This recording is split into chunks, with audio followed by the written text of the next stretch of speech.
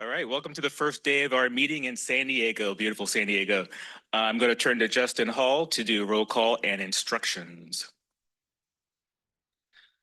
Thank you, Chair. Commissioner Bradshaw. Commissioner Cruz. Present. Commissioner Eager. Here. Commissioner Elliott. Vice Chair Falcone. Here. Commissioner Gardino. Commissioner Lugo. Here. Commissioner Mann. Here. Commissioner Tiffany. Here. Chair Grisby. Present. Senator Cortese. Assemblymember Wilson. Chair, we have quorum. Thank you. You can now do instructions too. Thank you. Welcome everyone to day one of the August 2025 CTC meeting in San Diego. Please note that because this is a two-day meeting, you will need to use a separate link to attend the meeting tomorrow. The links can be found on the first page of the meeting agenda on our website. Please use the question tabs if you have questions about this. The meeting agenda is located on our website at www.catc.ca.gov. All the presentations for today's meeting are also available on the Commission Meetings page of our website under the View Download Meeting Materials tab. Any document the CTC creates can be translated into any language you need. Simply email us at ctc@catc.ca.gov and we'll have them returned to you as quickly as possible. American Sign Language translation is being provided on the webinar for this meeting. You should see the translators on your screen. Live closed captioning is also available. Please select the Show Captions tab at the bottom of your screen. There are a number of language options available there to choose from. Presenters, if you're on the agenda to make a presentation, please do your best to be succinct. Please remember to speak at a steady pace to allow our translating services adequate time for accurate translation. If you're presenting remotely, we hope that you would turn on your camera during your presentation if you have one.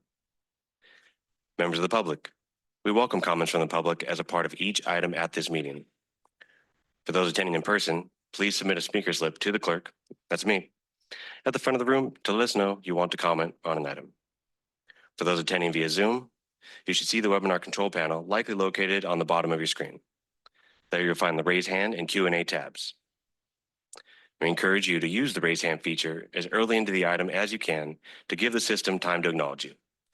Commission staff will let you know when it's your turn to make your comment. Alternately, you may use the Q&A tab to submit your comment. Please be sure to include the agenda item number you are commenting on. Commission staff will read the comment on your behalf. As a reminder, each registered attendee is provided a unique link and phone number to access the webinar.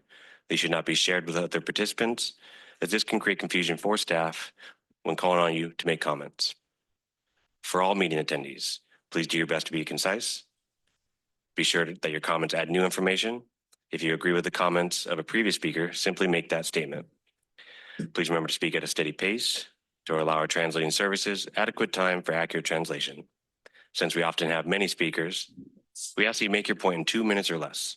If, for some reason, we have many speakers on any single topic, we reserve the right to limit comments to 1 minute if needed. Thank you all for joining us today.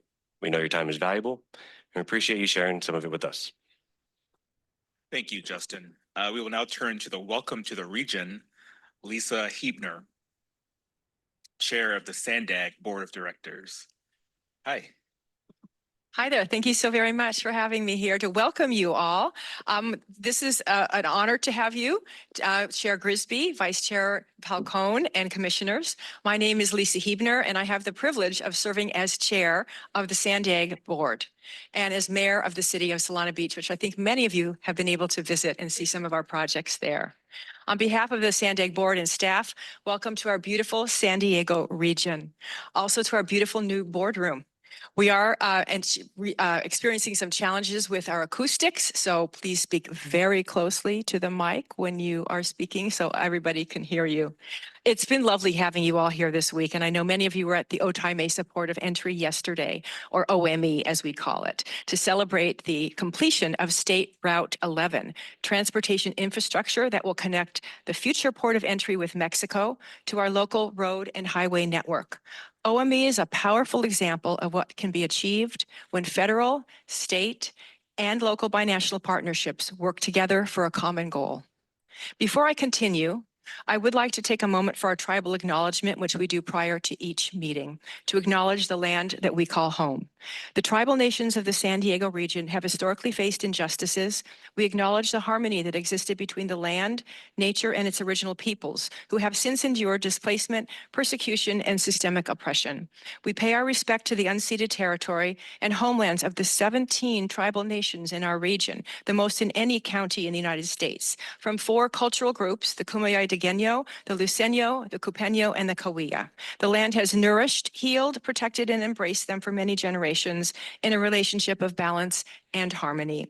As members of the Sanday community, we acknowledge this legacy. We aspire to learn from Indigenous traditional knowledge and experiences in undoing the justices of the past. As many of you know, SANDAG is the metropolitan planning organization for the San Diego region, representing 18 cities, the county, and 17 tribal nations. We also serve as the region's tolling authority and the administrator of Transnet, the voter-approved countywide half-cent sales tax that allows SANDAG to fund and leverage funding for critical transportation improvements.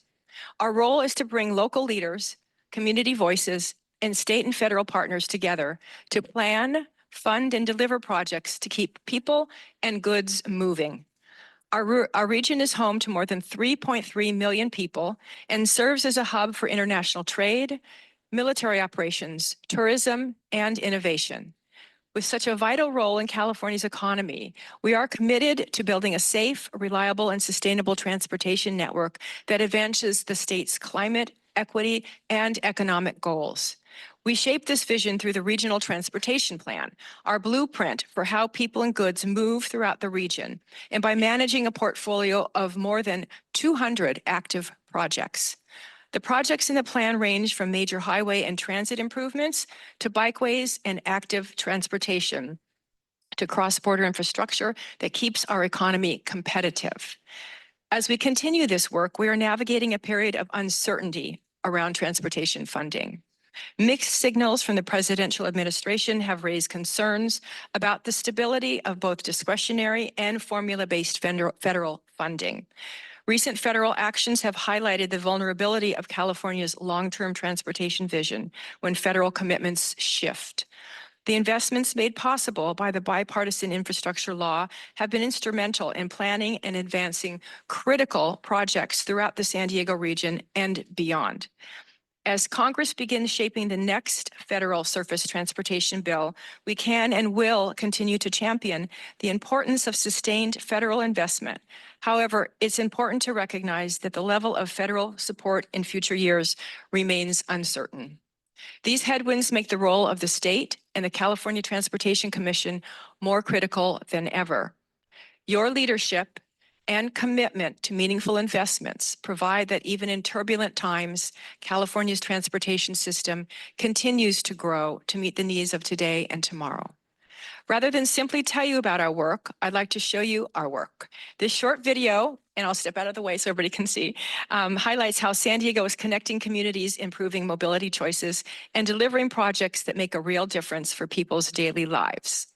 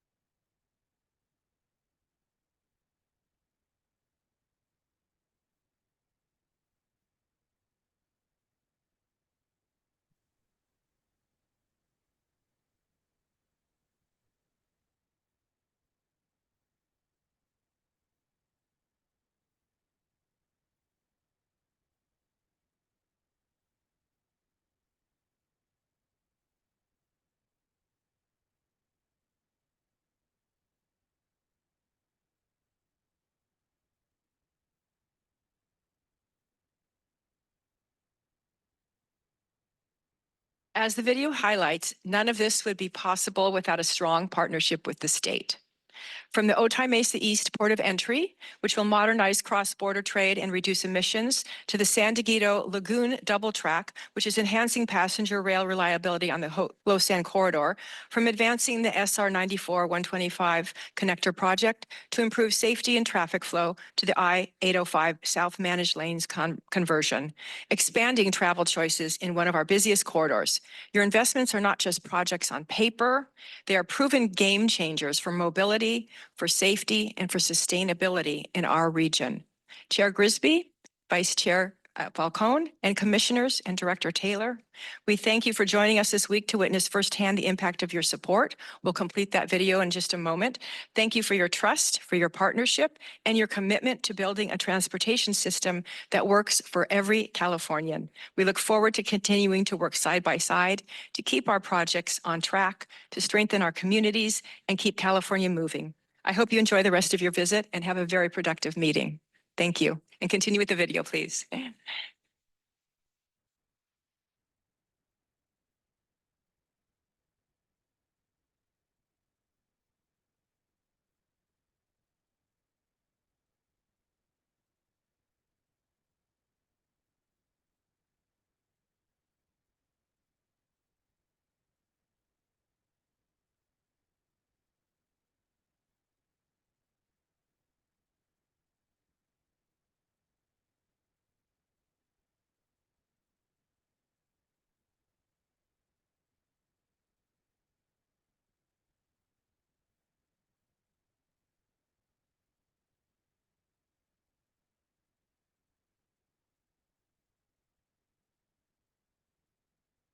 All right, thank you, Lisa. We are so proud as a commission to be a partner with Sandag and to support all the great work happening in the region. Thank you. Is there any public comment on this item? There's no public comment on this item. Thank you. Great, thank you. Anyone from the dais like to make a comment? Vice Chair Falcone. Thank you, Mayor Huebner, for welcoming us and for Sandag accommodating us in this wonderful space. It's been a long time coming, wanting to have a CTC hearing at a Sandag facility, and this has turned out to be wonderful. And I know that you personally had a hand in this, and so appreciate that. And for the words of continuous partnership with the state and with the California Transportation Commission, seeing some of these projects come to fruition and being part of the transformation in this region. It's really gratifying, especially with the event that we had yesterday.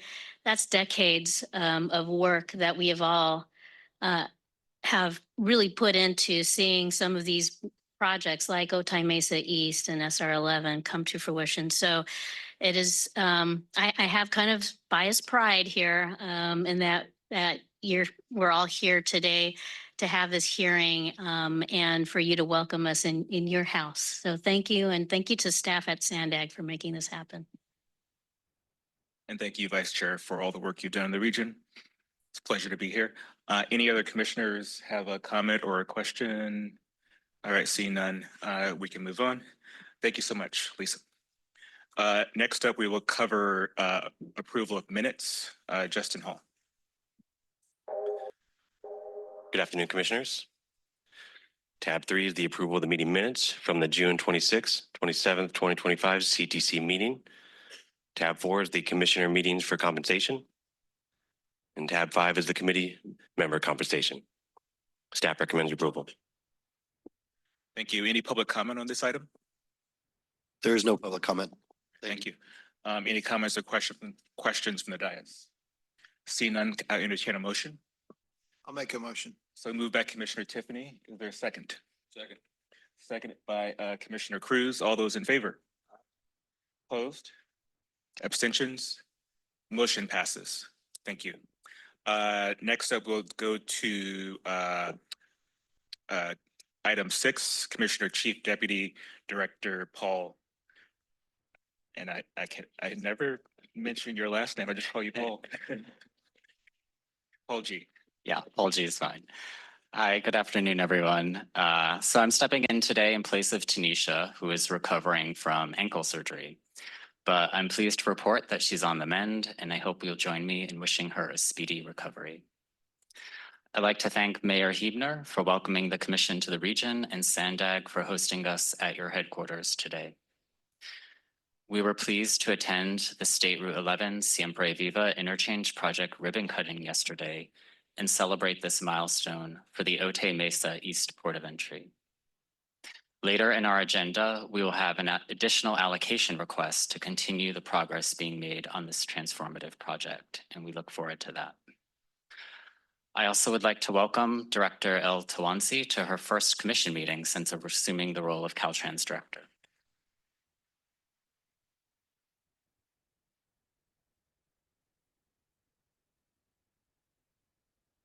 Commissioners, we've had an active summer since the commission met in June in Sacramento. Last month, commission staff participated in a regional transportation funding workshop in Fresno hosted by our ex officio member, Assemblymember Lori Wilson.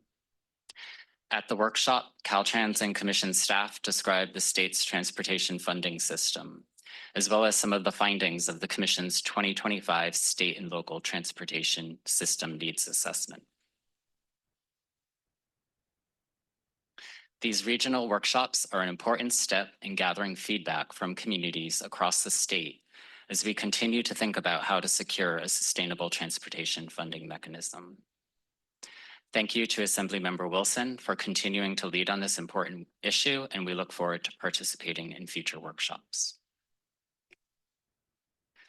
The topic of sustainable funding for our transportation system also relates to an item on our agenda today when Caltrans presents the 2026 STIP fund estimate for your adoption.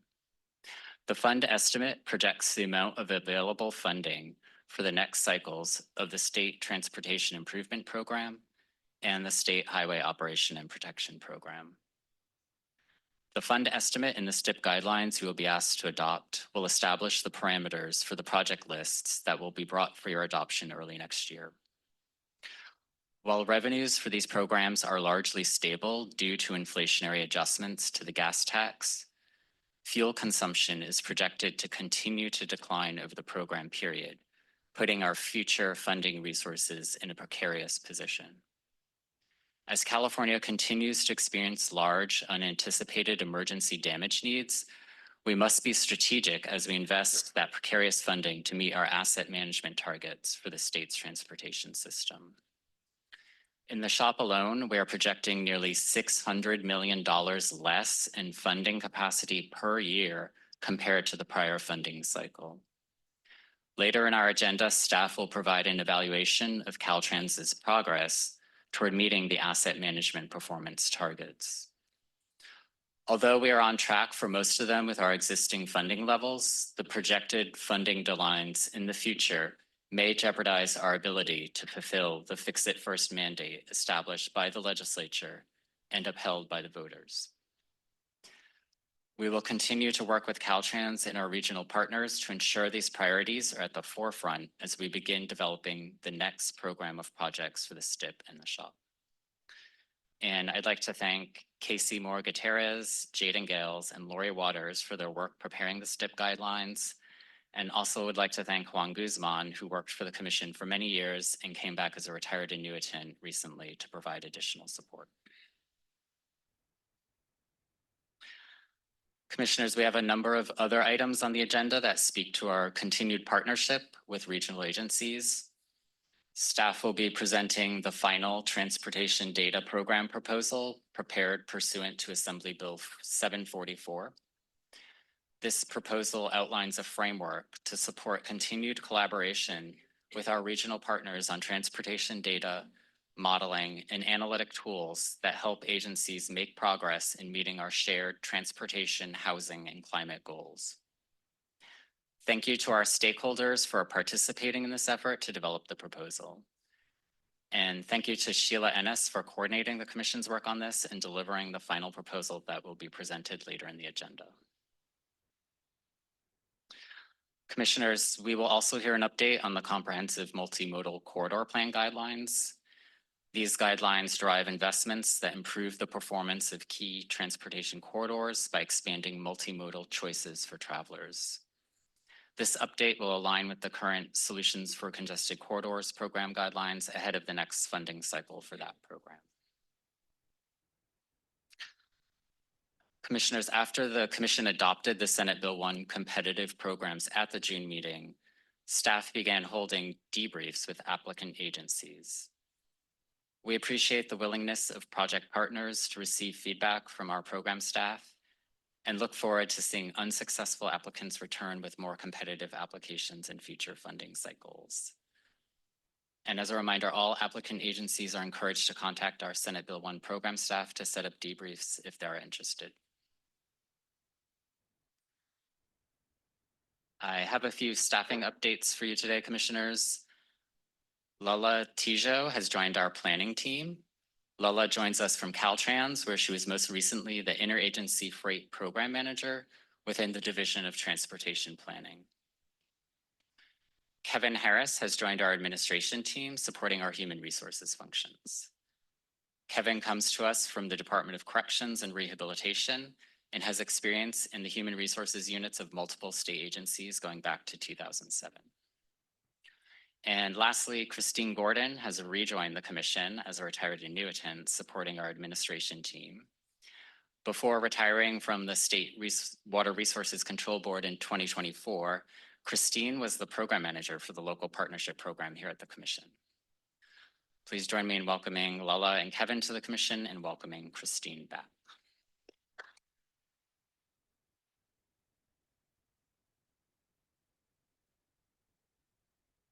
Commissioners, I have one more item to mention. Caltrans Chief Deputy Director Mike Keever will be retiring from the department after 40 years of state service, and this will be his last commission meeting. Mike has been a tremendous partner to the commission in his many roles with Caltrans, including as Chief Engineer, Deputy Director for Project Delivery, as well as Acting Caltrans Director. And I've had the personal good fortune to work closely with Mike in our respective roles as Chief Deputy Director. Mike, thank you for your service to the department in the state of California. You will be missed, and we wish you all the best in your next chapter.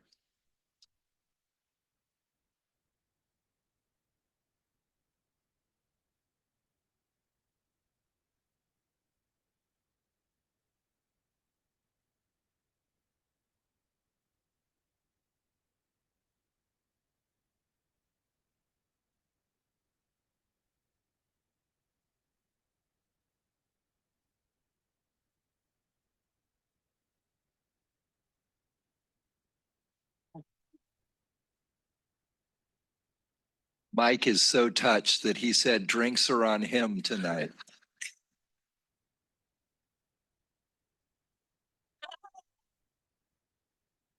And commissioners, that concludes my updates for today. As a reminder, our next meeting will be in Merced on October 16th and 17th. Thank you.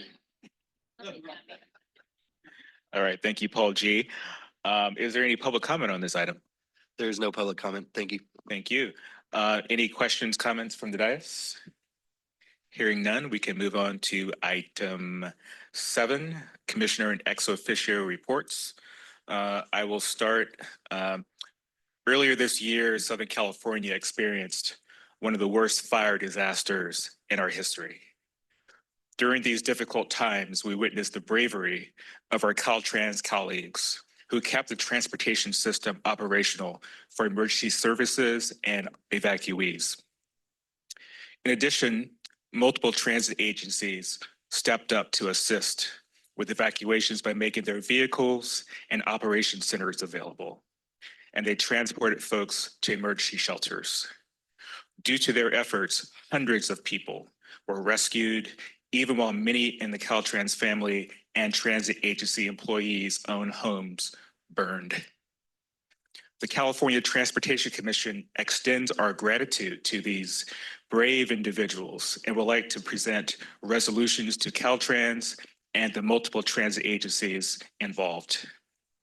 We have several Caltrans District 7 employees here today to accept this resolution on behalf of the hundreds of Caltrans employees who assisted during the fires. We have Gloria Roberts, District 7 Director, John Yang from Construction, Lauren Wonder from External Affairs, Tyrone Quesadillas from the Emergency Operations Center, and Bob Best, Scott Okumura, Scott Sylvain, and Stephen Wells from Caltrans District 7 Field Maintenance. Would you please come up to accept this resolution? And then afterwards, I will call up our transit and operators.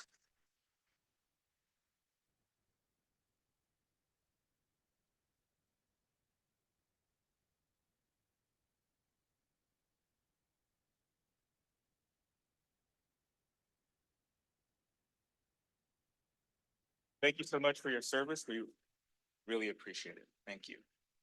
Thank you so much. Right. Thank you. Thank you. Thank you.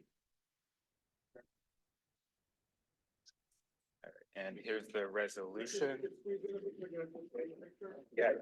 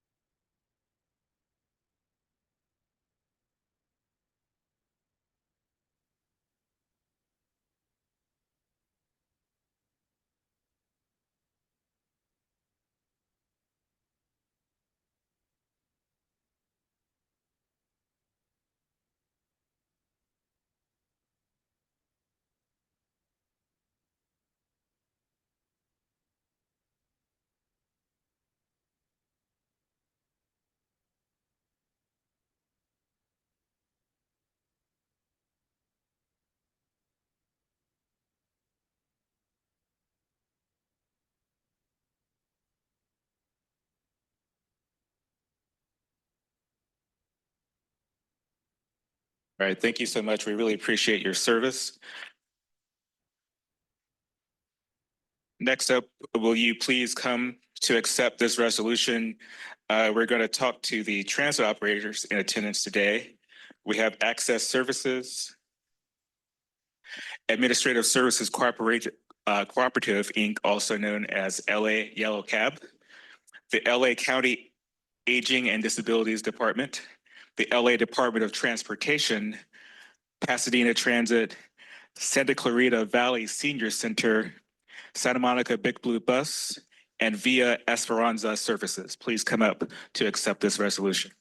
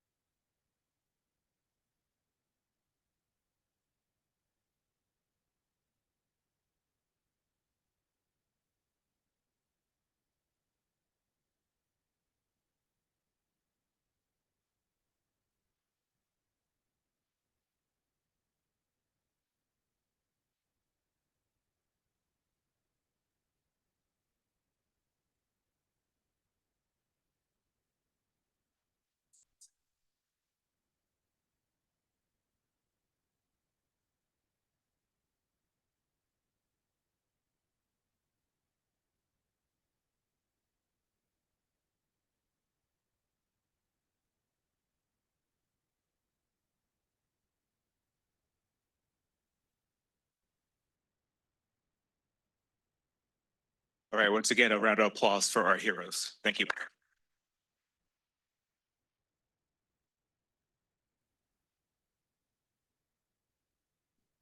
This once again proves that together we can weather any storm, regardless of the conditions. Any other commissioner reports? I see Commissioner Lugo. Thank you, Chair. I wanted to just take a moment to recognize the loss of somebody who had come to speak in front of the commission a number of times, both virtually and in person. Benito Flores, who was part of the Reclaiming Our Homes group in El Sereno in the LA area. He passed away in late July. And when I learned of his death, it really reminded me of something that is a major challenge for those of us on the commission and those who work with the state transportation system, which is how can we support local residents who have good ideas about how to utilize parts of our system that are underutilized, or how they might actually be able to live better alongside this state infrastructure that we're the stewards of. I first met Benito in August 2023 when I was invited to meet with the reclaimers in El Sereno and learn about their work. They had made this very simple connection between their lack of shelter during the COVID emergency when Californians were directed to shelter in place and vacant Caltrans owned housing in the El Sereno area along the canceled 710 North Extension corridor.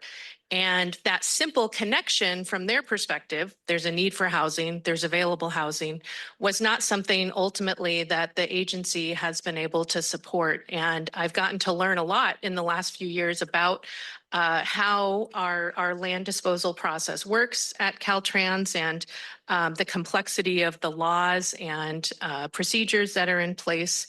And I am sorry that I wasn't able to offer much help as a commissioner to Benito in his struggle to stay in the housing there. But I hope that I started on a path of learning through talking to him and others in the Reclaiming Our Homes project, so that I, as a commissioner, can help support ways that Caltrans is trying to innovate and look for innovation in our own backyards and see where sometimes the people who are just out there living with the state transportation system have good ideas about how to use it. So we have all kinds of promising examples of that kind of work here in District 11. One of the projects that was mentioned in the video, which is a collaboration with Mundo Gardens and Urban Collaborative Project in National City and Southeast San Diego, is an ongoing effort to take a community-held vision for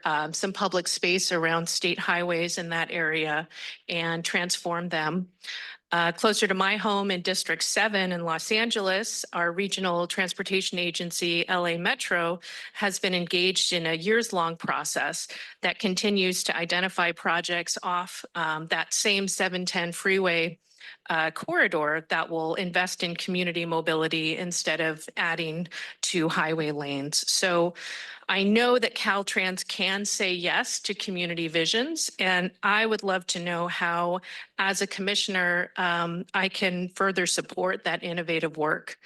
And I hope that in doing that, we can carry on in Benito Flores's memory, the work of bringing community into our state transportation system.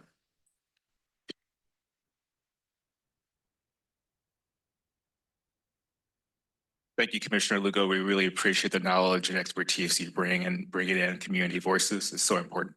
Thank you. Any other commissioner comment? I see past Chair Commissioner Ego. Thank you, Chair Grisby. I just wanted to say a congratulations to Tulare County Association of Governments, TCAG, and District 6. I was privileged earlier this week to travel to Pixley for a groundbreaking, and it's part of the Finish the 99 coalition there.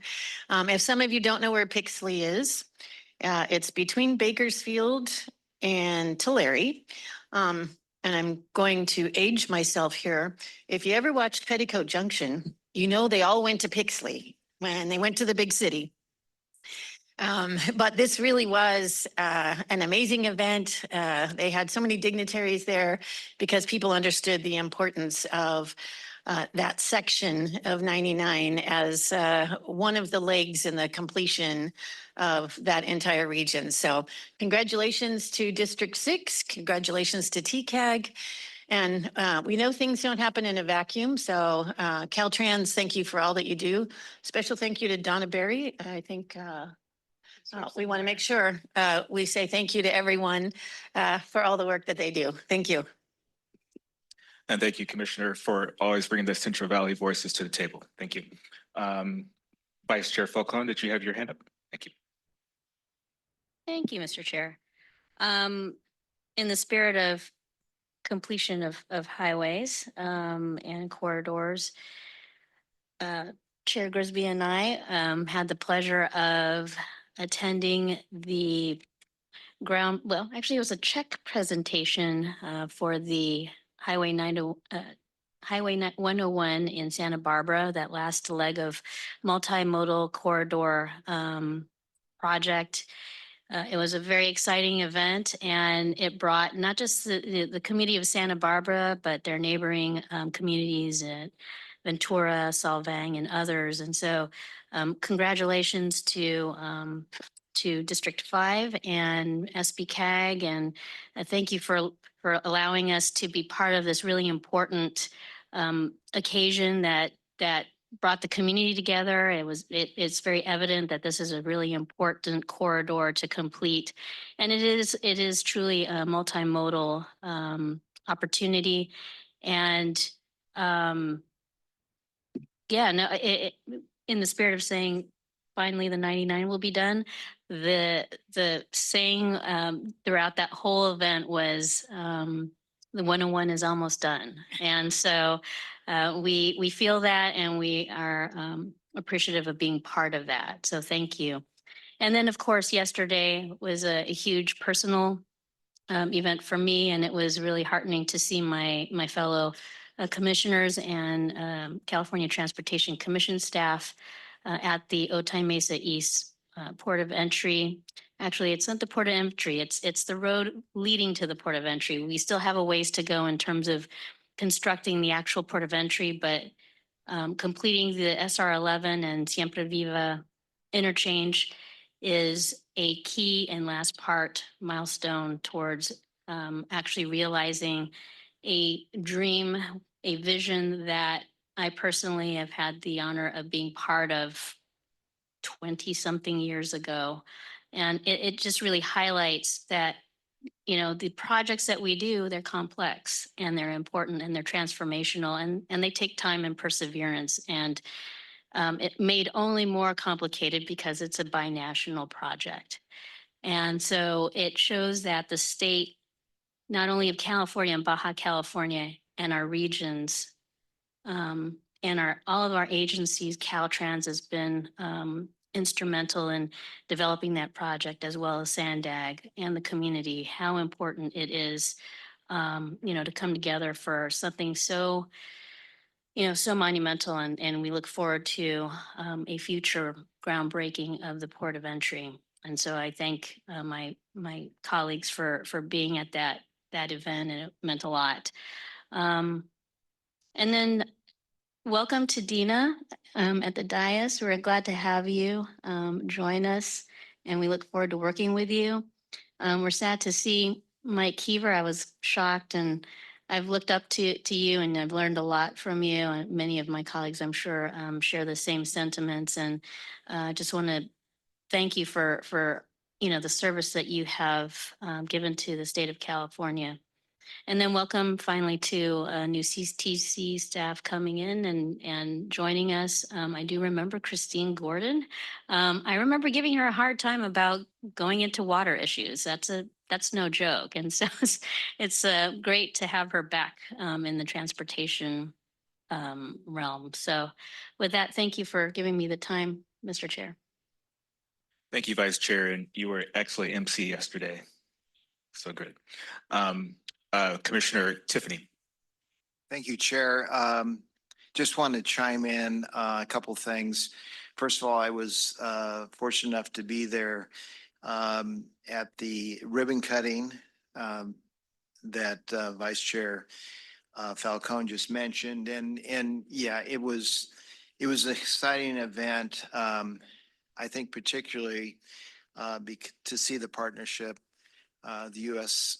California Mexico partnership, when we're dealing with so many issues on a national basis, and to see how successful that partnership can be and should be, not just in California. But anyway, that was a great event, and congratulations. I know you put a lot of time and effort into that. I also wanted to, as far as District 5 that Co-Chair Falcone mentioned, also I was fortunate enough to be at a presentation at Santa Cruz County Transportation Agency in Scotts Valley for the completion or the last piece of the multimodal project from Watsonville to Santa Cruz on Highway 1. It's amazing how popular one is when you are presenting a $128.7 million check. But this is my first time being able to do that, and I certainly enjoyed doing that, and congratulations to Santa Cruz on that project they've been working on for so long. Normally being here in San Diego, finally, this is where I would be trash talking with my friend Clarissa, but I can't after being swept by the Padres. So I'm going to have to keep quiet about that. But anyway, thank you, Chair. All right, thank you, Commissioner. Any other commissioners would like to make a statement or a comment? Hearing none, we're going to move on to item 8. Oh, thank you. Any public comment on this item? There is. We have one virtual attendee with their hand raised. I will call on now Roberto Flores. Please unmute yourself to give your comment. Hello. Can you hear me? Can you hear me? Yes, we can. Yes. My name is Roberto Flores. I'm not blood relationship to Benito, but he was my brother. And got the privilege of working with him for 5 or 6 years. And I want to thank Commissioner that mentioned his name and honored him. Thank you so much, Commissioner Lugo. And I just want to let everybody know that we are in crises here on the sales process. The Roberti bill is being violated on many different accounts. There are approximately 50 tenants that have been disqualified from purchasing their houses illegally. The regulations are in violation of the law, and you're going to hear from us until this is resolved. What we're asking for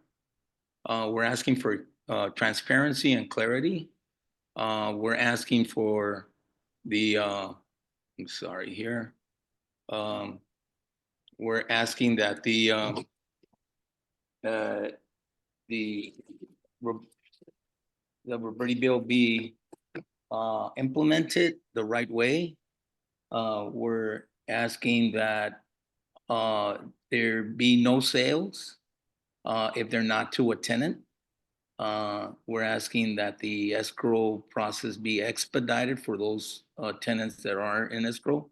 The tenants, from information from VRG and Caltrans themselves, have been told that their escrow process is going to be 3 years, 2 to 3 years long. We're asking that Carolyn. Thank you, sir. Your time's up. But we really appreciate you sharing your views today. Thank you so much. We're asking that VRG be removed.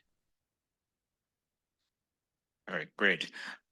Next up, we will go to Chair. item 8. Chair, we do have one Okay. more comment. Yes. I'd like to call on Ricky Alderson. Please unmute yourself to give your comment. Hi, appreciate it. Thank you. I won't belabor the point that was just made, but I wanted to thank Commissioner Lugo for mentioning Benito, particularly as it relates to people who've been in homes for 40 plus years and are being denied. They're, elderly, they're ADA tenants, and they're being threatened to be sold homes underneath them.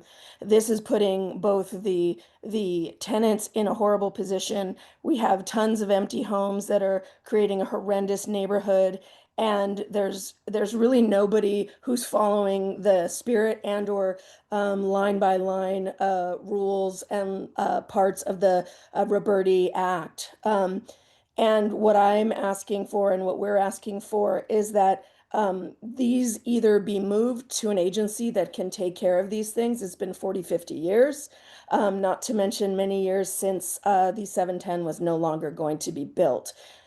Senator Sasha Renee Perez and Assemblymember John Heradian and Assemblymember Mike Fong were all at an August 9th meeting we had where we were very specific in our asks, and we ask you to take accountability and put this into action without delay. Thank you. Thank you. I understand we have one more. We do have one more. I'd like to now call on Kelly Brinkman. Please unmute yourself to give your comment.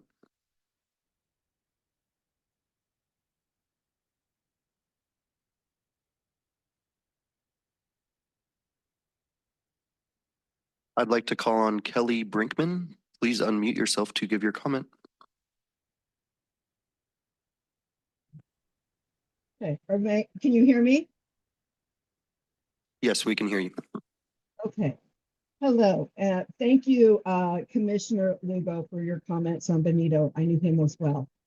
Hello, my name is Kelly Brinkman, and I've lived on the 710 stretch in my Caltrans owned home in Pasadena for 18 years, investing my heart, my labor, and my spirit into this community. In 2015, tenants along the 710 corridor were told to prepare for the sale of the home process, a process that never came. Now many properties sit empty and neglected, while families who cared for their homes for decades remained in limbo. Recently, we were given just 30 days to decide whether to buy our homes as is at fair market value. Yet no one will even tell us what the fair market value is. We get vague answers and no clear path forward. There is a better way. In the 1970s, Caltrans tenants in Silver Lake formed a cooperative. They bought their homes, preserved affordability, and kept their community strong. This model still works. We are ready to follow it. We ask, number one, United Caltrans tenants be included in the appropriate transportation agenda. 2, a moratorium on non-tenant sales be placed. 3, the removal of Carolyn Damney and VRG from the tenant sales process. 4, HCD to take over sales. 5, expedite escrows for tenants already in process. I love Pasadena. I've worked here, volunteered here, and built my life here. With your support, we can turn years of waiting into stability, equity, and lasting community ownership. Thank you for your time. Next, I would like to call on Sean Salazar. Please unmute yourself to begin your comment.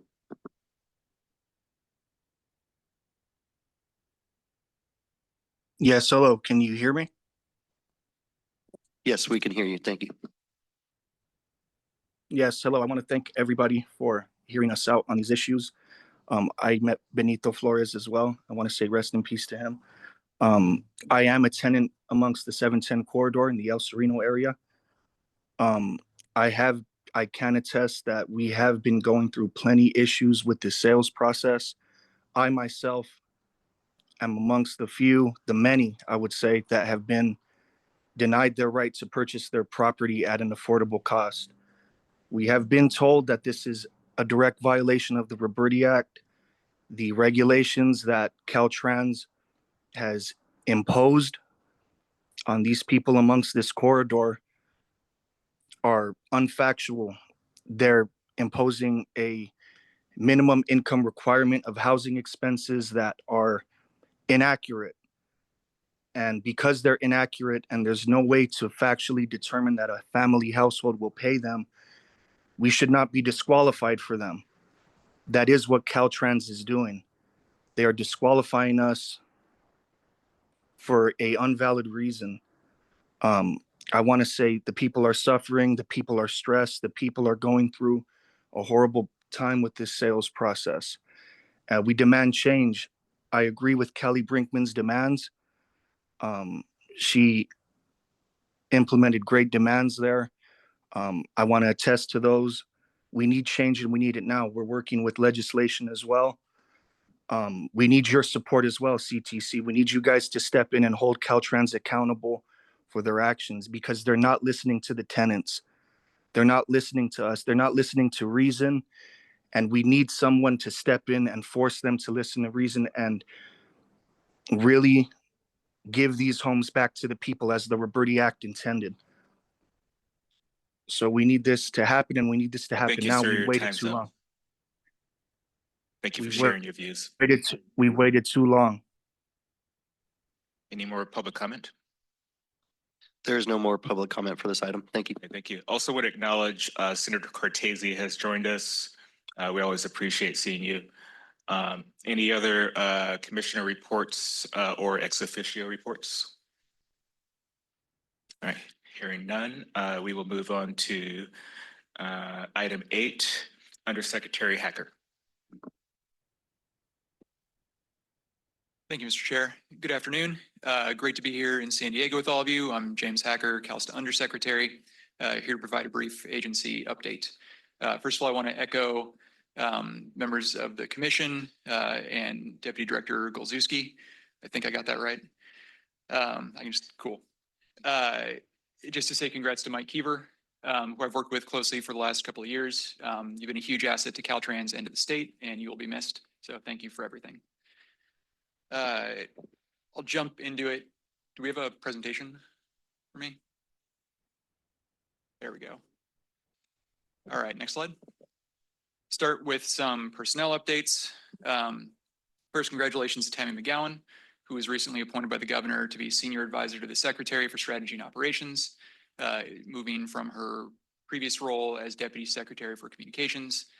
This role she'll be directly supporting the Secretary and providing high-level guidance around strategic agency issues, as well as directly overseeing our comms work. Tammy was at Caltrans for 36 years before she moved over to agency, most recently as Deputy Director for Public Affairs. And she's been Deputy Secretary for Communications at CalSTA since 2022. She received her bachelor's degree in communications from Sacramento State, and we look forward to continuing to work with her in her new role. So congrats to Tammy. Go to the next slide. Also want to say congratulations to Kimberly Erickson, who's backfilling Tammy as the new acting Deputy Secretary for Communications at CalSTA. She's been the Assistant Deputy since August of 2024. And prior to this, she spent 24 years at Caltrans, most recently as Statewide Division Chief over right-of-way and land surveys. And prior to that, she was the Chief of Staff to the Director during the COVID-19 pandemic. Congratulations, Kimberly. We're looking forward to working with her in her new role as well. Next slide. I want to say congratulations and welcome to Jen Ann Lee, CalSTA's new Deputy General Counsel. We're lucky to have her join the team. She's got an extensive background in infrastructure and transportation issues, and we think she'll be a big asset to the team. Most recently, she was at an energy regulatory firm where she represented mostly public agencies and infrastructure issues.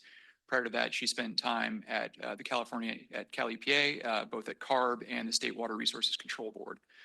She graduated magna cum laude from Sacramento State with a bachelor's degree in civil engineering. She is a licensed engineer and received her JD from UC Davis and is a member of the State Bar of California. So congratulations and welcome to Jen Ann. Next slide. And now I'll jump into the more detailed agency updates. First, around climate action, updates on 2 executive orders as requested by the commission at our last meeting. First, an update on EON 224, the infill housing and its implications for recently passed legislation around VMT mitigation.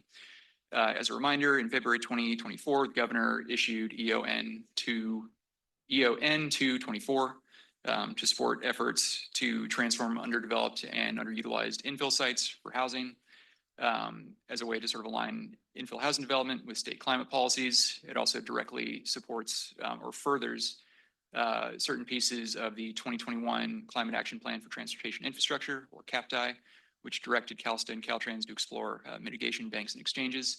There's a lot of stuff in this EO, but the two most pertinent parts were related to Caltrans. One was the use of housing as a VMT mitigation, and the other was the development of a VMT mitigation bank to speed and sort of smooth the implementation of that particular mitigation option. Building on this EO, in the most recently passed budget, there were two bits of trailer bill, AB 130 and SB 131, that sort of pushed some of these goals forward. They included a role for the transportation sector and the state's transportation agencies to assist in building faster and more cleanly across the state. Among a bunch of housing-related reforms, there were CEQA exemptions for high-speed rail stations and maintenance facilities, as well as a streamlining of CEQA reviews for housing and infill infrastructure. Importantly, as part of this bill, it also directed the creation of a CEQA VMT mitigation bank, building directly on the directives of EO N224. This mitigation bank is intended to provide an optional compliance tool to allow project developers to more effectively and efficiently fulfill their CEQA requirements and to mitigate the VMT impacts of certain transportation projects. It's designed, or it's intended to sort of help meet legal obligations while advancing the state's housing, transportation, climate, and equity efforts. So it's intended to be sort of a win-win approach. We're currently in the development phase of the mitigation bank. There's a steering committee and development team being convened by the Governor's Office of Land Use and Climate Innovation, or LCI.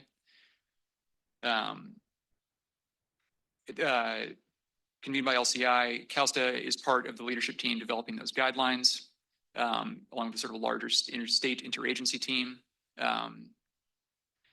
The legislation directs that mitigation bank to be up by July of 2026. There's a lot of work to be done. That effort is just getting started now, but we were trying to hit the ground running. And so at our next meeting, I anticipate being able to present a more detailed work plan with sort of key milestones to get us from now to when that program is supposed to go live next fiscal year. This, like I said, was sort of intended to help smooth the application or the implementation of housing as a VMT mitigation strategy. As part of this, and also in line with that executive order, Caltrans is updating what's called the Transportation Analysis under CEQA, or TAC, which should be coming out relatively shortly. Looking for the director doesn't contradict me. And that'll be, the draft is going to basically provide some clarification and some direction for the way the Caltrans assesses mitigation under CEQA for certain transportation projects, and will clarify that housing is an acceptable mitigation strategy under certain conditions and as appropriate.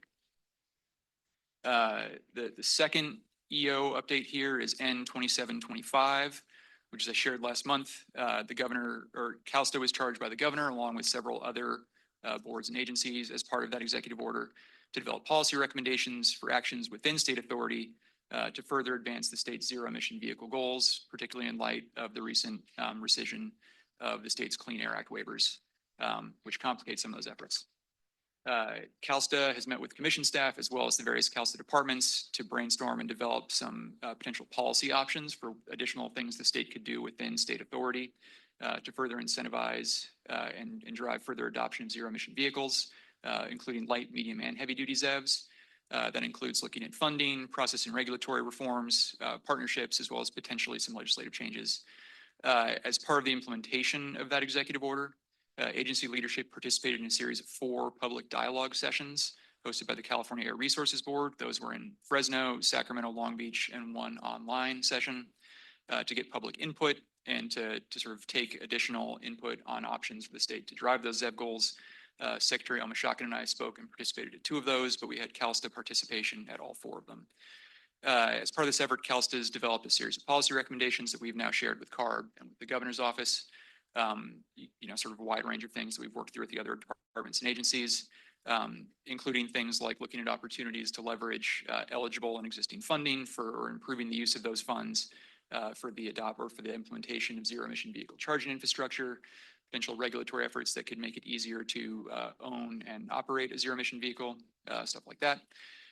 That's currently being, sort of packaged and consolidated. And so we're anticipating that report to come out potentially as early as Friday, which I guess is tomorrow. So stay tuned for more on that one. Once that's out, we look forward to working with the commission and with other stakeholders to implement the recommendations and the directions in that report and whatever further direction comes from the governor's office on this effort.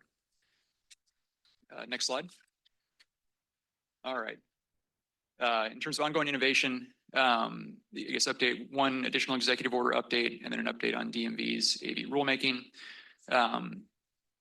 First, as a reminder, in 2023, the governor issued EON 1223, which directed state departments and agencies to look for opportunities to leverage Gen AI to improve state policymaking and the sort of general government operations. CALSTA has been at the forefront of this effort since it was issued. In the first round of proof of concept projects that was initiated by the State Department of Technology, Caltrans launched 2 Gen AI pilot projects focused on 1, enhancing vulnerable road user safety, and 2, gaining traffic mobility insights on the state highway system. Following those first 2 initial pilot projects, which were completed in January of this year, Caltrans awarded 2 6-month contracts for sort of an extension and a build out of an initial phase implementation project, basically to take the findings of those pilots and turn it into a long-term tool that we can hopefully roll out and operate statewide. Some more on that in the future. Beyond these 2 pilots, Caltrans is working on 2 internal efforts. The first, exploring ways to use the M365 Copilot tool to improve internal efficiencies, and 2, finding ways to improve the navigation of the extensive knowledge and data systems on the Caltrans intranet.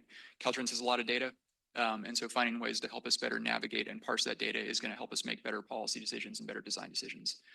So we're looking to drive some of that internally within our existing organizations. As part of that, Caltrans has implemented one of the first AI leadership roles in the State Department. They've created a chief data and AI officer who will develop sort of the chief or the data and AI office within Caltrans, which is intended to provide high-level policy governance, analytics, and sort of oversight of the full suite of Caltrans data and AI tools. And we're hopeful that that's going to help us sort of speed the adoption of these tools and generally improve efficiency and outcomes coming out of Caltrans. Moving on to DMV autonomous vehicle rulemaking, DMV is continuing their work on that rulemaking. We received more than 80 comments from the public as part of the first round of public comment, which ended in June. DMV is working to consolidate some of those comments and identify sort of what the proper response is. Some of this will likely result in updates to the proposed regs. So stay tuned for those to come out in the relatively near future.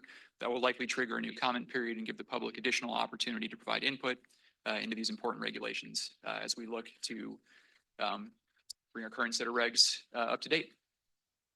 Next slide. There we go. So safety, 2 quick updates on the safety front. First, the OTS Traffic Safety Law Enforcement Forum. OTS held their law enforcement forum on July 22nd here in San Diego. Brought together more than 300 law enforcement personnel, prosecutors, toxicologists, and researchers, and served as an opportunity for attendees to discuss pressing traffic safety issues and discuss sort of the state of the art and state of current knowledge on ways to improve traffic safety. Attendees heard from OTS Director Stephanie Doherty, Secretary Omishakin, and CHP Commissioner Dury, pictured here. And we're looking forward to taking some of the lessons learned from that forum and rolling them out statewide. Second, the State Priority Safety Corridor Program. Back in April, Secretary Omishakin previewed that we would be adopting this program and kicking it off this year. We're going to be focusing on 3 corridors, which we've now identified, all of which are in Southern California. CalSTA worked with UC Berkeley to identify those and is now working with relevant locals to sort of scope and identify potential interventions on those corridors. We'll be rolling those out publicly later this month. And following the rollout and the launch of that effort, we'll be convening a task force for each individual corridor as a way to sort of drive those interventions and set up a system whereby we can sort of assess effectiveness before, during, and after. With the idea being that hopefully this is a program that will scale once we've sort of targeted these individual corridors for sort of intensive review. We can then take what we've learned from that and identify further safety corridors in the coming years and sort of keep working through the issue as we go. Next slide. Equity, 2 quick updates. For the first time, CalSTA officially participated in the Sacramento Pride March in June, along with 6 other state agencies and multiple departments. Attendees celebrated equality and showed our support for our LGBTQ employees and communities. Second, the master plan on aging. CalSTA is actively engaged with the California Department of Aging as part of the update to that master plan to identify ways we can support more accessible transportation options statewide. Consider our aging population in the Cal ITP implementation, and to identify any data gaps that are preventing us from sort of identifying ways in which we are underserving our aging population and sort of the solutions to those issues. So we're looking forward to that coming to fruition. Next slide. Economic prosperity, two more quick updates here. First, the supply chain stakeholders roundtable meetings, like I think I mentioned last time. CalSTA, in close collaboration with GoBiz, CDFA, and other partner agencies, has convened a recurring series of supply chain stakeholder roundtables, and to sort of strengthen communication and improve coordination between the state's public and private sector freight community. So state agencies, the ports, our labor stakeholders, freight companies, and to serve as a platform for dialogue and coordination as we sort of work through some of the issues that have occurred given the current chaos in the trading system. These roundtables have helped elevate industry perspectives on issues, including labor impacts, port cargo volume, freight bottlenecks and potential solutions, further deployment of zero-emission vehicles and infrastructure, and implications of the continuously evolving international trade dynamics. And so, as things sort of remain unsettled on the trade front, we anticipate these roundtables will continue, and will hopefully give us a chance to sort of identify and solve issues before they come to a head. Lastly, IIJA reauthorization sub-working groups. There's a series of sub-working groups working through sort of priorities and proposals for reauthorization of the IIJA. CalSTA worked with Caltrans to convene sub-working groups on a variety of topics, one of which was economic prosperity and goods movement, basically our freight working group. Deputy Secretary of Freight Policy, Christine Casey, opened and led the first session of that to sort of help folks identify priorities, and highlighted our recent developments and the state's continued investment in this space through programs like the Port and Freight Infrastructure Program, or PFIP, Port Infrastructure Development Program, PIDP, our efforts around Lithium Valley, and key binational and harbor maintenance priorities. This underscores the state's continued commitment to goods movement and to trade, both international and international. And we anticipate this will be a key part of our effort around IIJA reauthorization as we come into that process. Go to the next slide. That's it for me. Thank you very much. Happy to answer any questions that you all have. Thank you so much, Undersecretary. Very informative and great work happening. I understand we have public comment. Let's go with online first. For online public comment, I'd like to call on Ricky Alderson. Please unmute yourself to begin your comment. Hi, thank you so much for your report. Very informative. As you're talking about this comment with regard to AI initiatives, I think it's important that Caltrans moves forward with AI. I think that's great. I think we need to stress trust must be the foundation of how and when and in what ways we use it. We must improve transportation and public services as a result of it through ethics and integrity and transparency.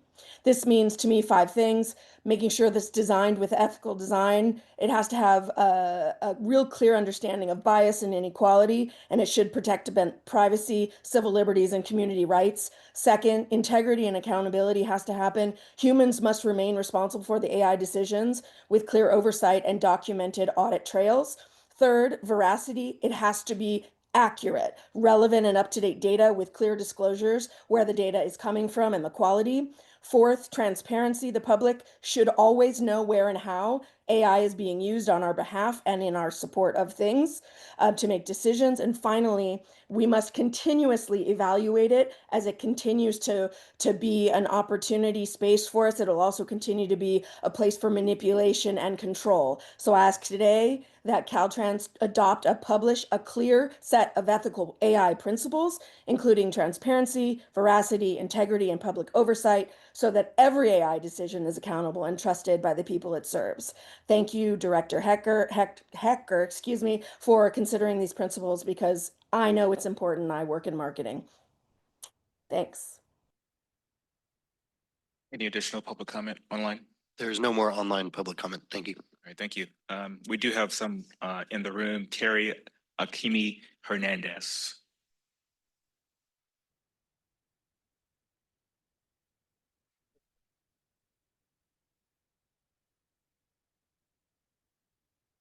The maze we've created will not come out of your time. You go. Hello, nice seeing you. Hi, good to see you as well. Hello, everyone, commissioners, staff, and if we can go back on the presentation from Mr. For the CEQA portion of that. My name is Carrie Akemi Hernandez. My traditional name is Care Bear Thunderfoot. I'm joining you today from the San Francisco Bay Area, where the indigenous land is Patwin, Pomo, Wapo, and Miwok, and Ohlone. And I'm also here as a guest on Kumeyaay land. So their indigenous relatives where the border crossed them. What I wanted to talk about today with the CEQA is just making sure that whatever is being fast-tracked is not leaving out bringing indigenous voices to the table and making sure that the Grave and Repatriation Act is still being honored, and that in addition to NAHAC, that unrecognized tribes are also given consideration. And so when we're thinking about community outreach is to have those voices mentioned. So that's all for you today. Thank you. Thank you. That's it with public comment. Is there any comment or question from the dais? Vice Chair Falcone. Thank you, Mr. Chair, and thank you, Undersecretary Hacker for being here and for your update and for being there yesterday. I neglected to mention you. Thank you so much for representing the administration. Has been an important champion for Otay Mesa East. So thank you for being there. As it relates to generative AI, and appreciate the thoughtfulness and really thinking about how to really utilize this tool in assisting in, transportation planning and really, getting to some of the finesse on, how to serve our system better and therefore our travelers. I was kind of stimulated by some of the comments that were made by the commenter earlier about trust. Many folks that have adopted AI see the utility in it, but most public, most in public do not really understand it. They hear about it, and there's a lot of mythology that is surrounded with Gen AI. And so in that sense, is there, as you're rolling out these tools and you're bringing in the chief AI officer, is there opportunity for engagement, to start really talking about and understanding application of AI in transportation? Thank you, Commissioner. I appreciate the question. We're at the beginning of a long process. I think, the technology is still, shockingly new. And I think folks are still figuring out, not just what all the possible uses are, but sort of what the first possible set of uses are. From our perspective, this isn't like a shiny object or a fun tool for the sake of being a shiny object or a fun tool. Like, we think there are real opportunities. This could be additive to what the department is doing and sort of help us do our, provide better outcomes and sort of, better service to the public rather than simply sort of like offsetting or replacing certain functions within the organization.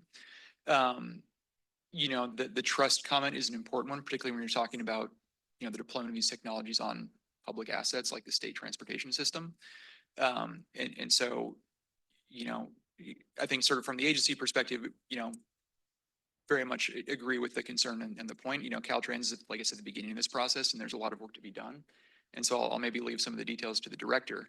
But I think there's going to be a lot of conversation to be had about the right way to deploy this tool.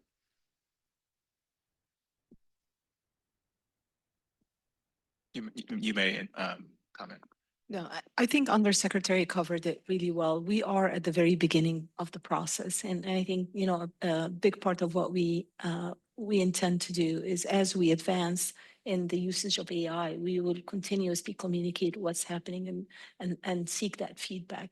Transparency is very important, and the trust of the public is very important to us. So we certainly appreciate the comment that we heard from the commenter earlier, and it's something that's front and center in our deployment of this effort. All right, thank you. Any other comments or questions from the dais on this item? All right, hearing none, we're going to move to Caltrans Director Dina El Tawansi. Want to welcome you to the commission. I know this is your first meeting. I really enjoyed working with you when you're a Bay Area Director, and I'm so excited that you're in this role. So welcome, and take it away.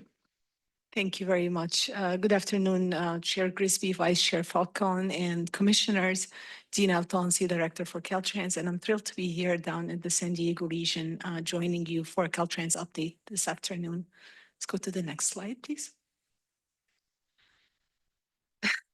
Deputy Director Paul and Undersecretary already beat me to this announcement, but I'd be remiss if I don't say that I'm sharing with deepest appreciation and a touch of sadness the announcement of Mike Keever's departure.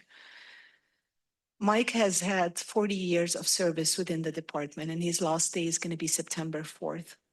Over his distinguished career, Mike held numerous leadership roles, including acting director, chief engineer, deputy director of project delivery, where he oversaw a program of nearly 9,000 employees and an annual budget over $2 billion.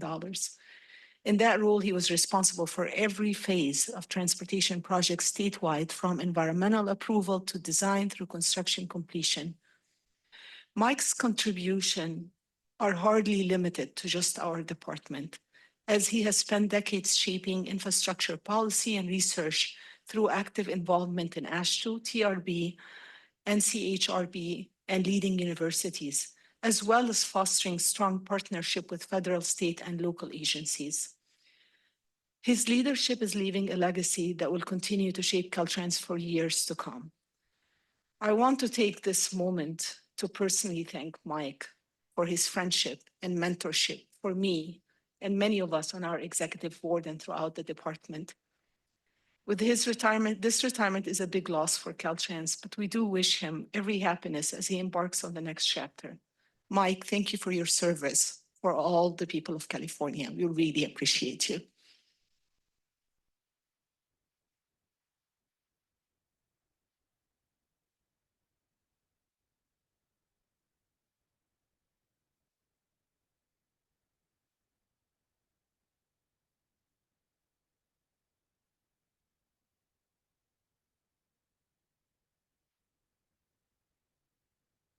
I tried to talk him out of it, but I wasn't successful. So, next slide, please. I also want to share a couple of other leadership updates at Caltrans. Effective beginning of July, Dave Amble has been the acting district director for District 4. Dave has more than 35 years of experience and has held key leadership roles across both District 4 and headquarters, include Chief Deputy District Director, Deputy District Director of Maintenance, Principal Transportation Engineer and Construction, and Acting Chief of the Headquarters Division of Maintenance.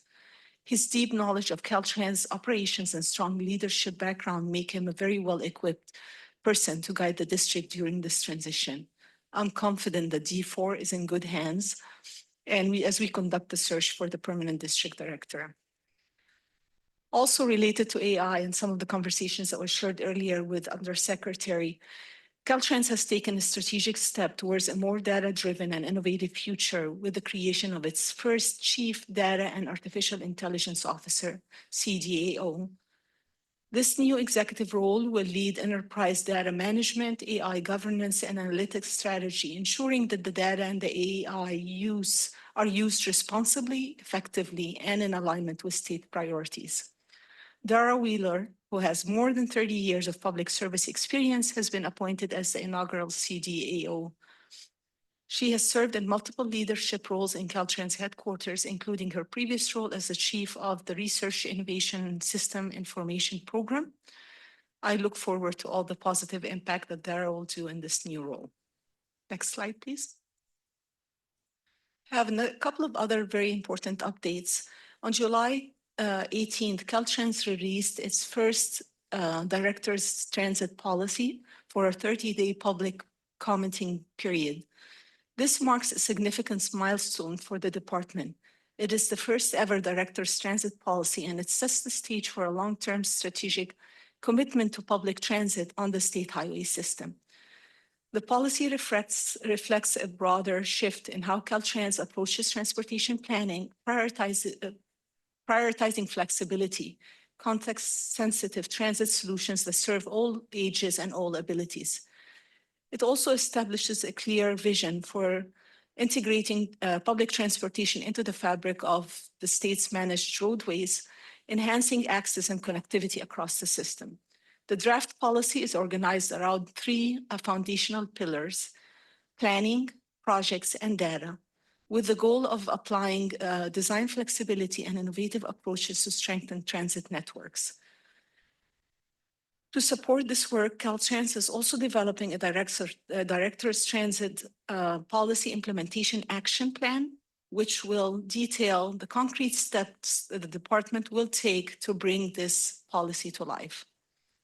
On August 6th, the Caltrans Office of Transit Planning held a statewide workshop to review the draft policy with external partners.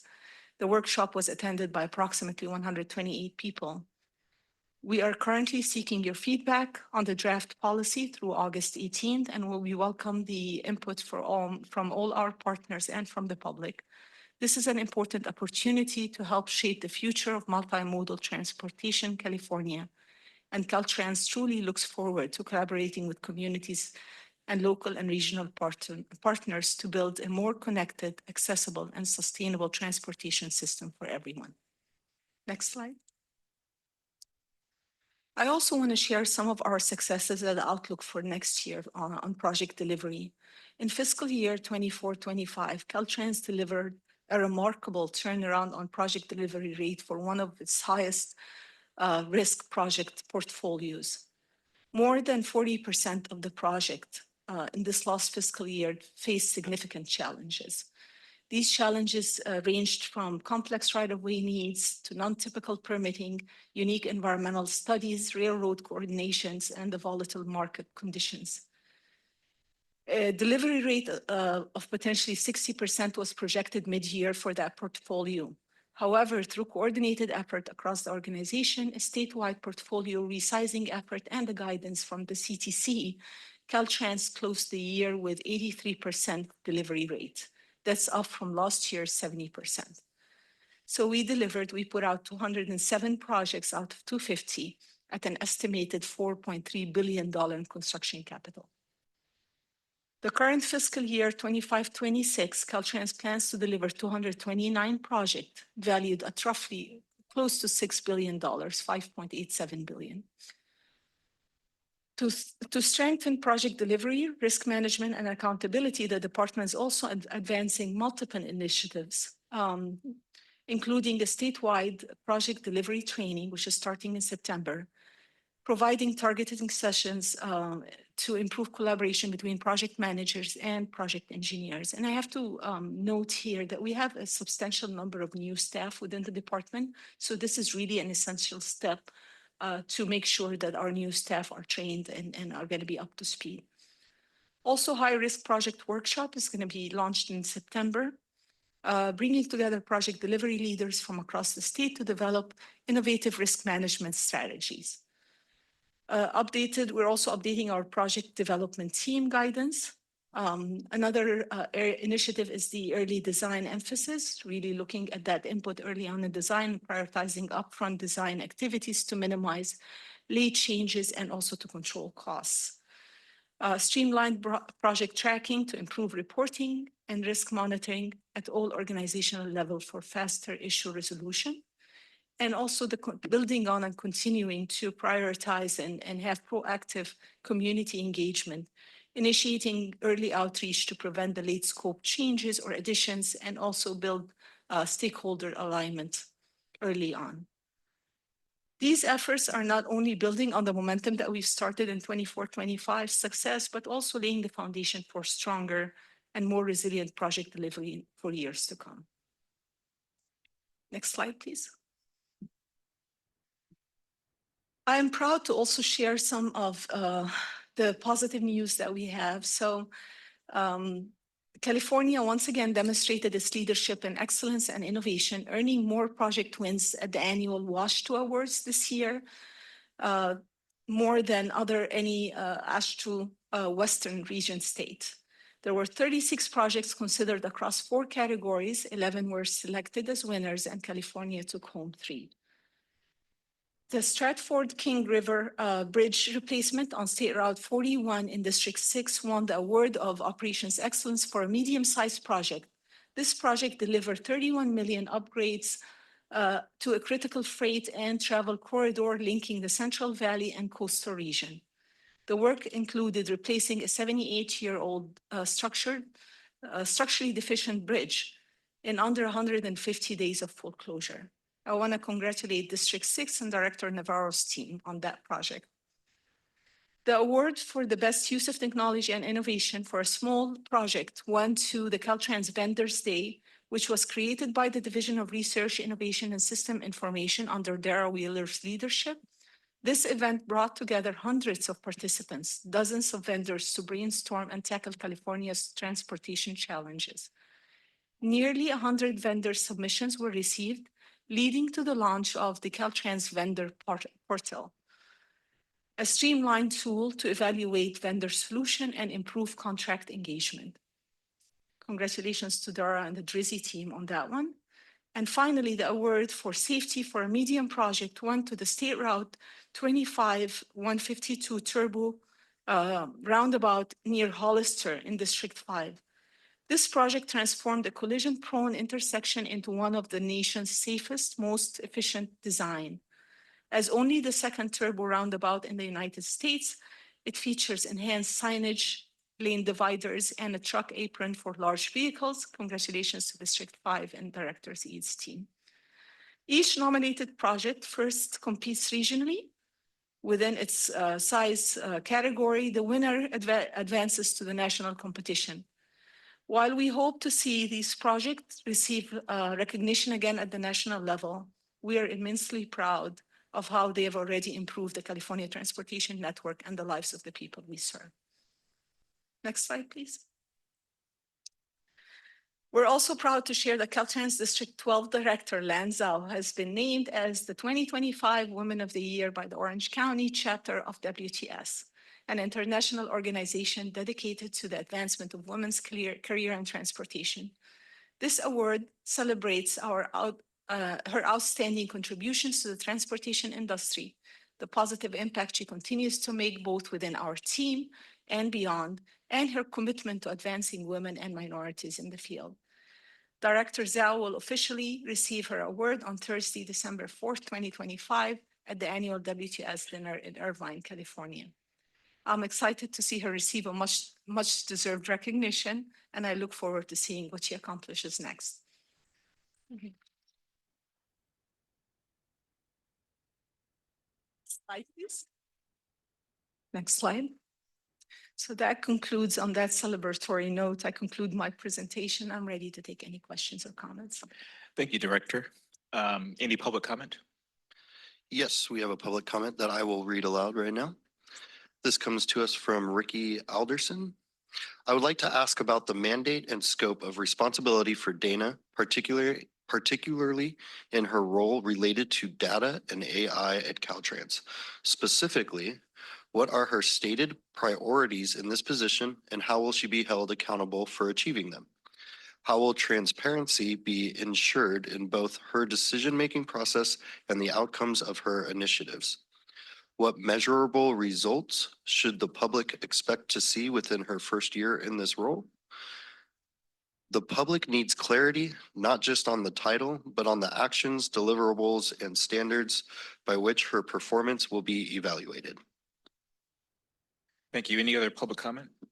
There are no other public comments. Thank Great. you. Any questions or comments from the dais? All right. Thank you, Director, for your report. Next up, we have, we're withdrawing item 10 and moving to item 11, Regional Agencies Moderator, Carla Anderson. Welcome.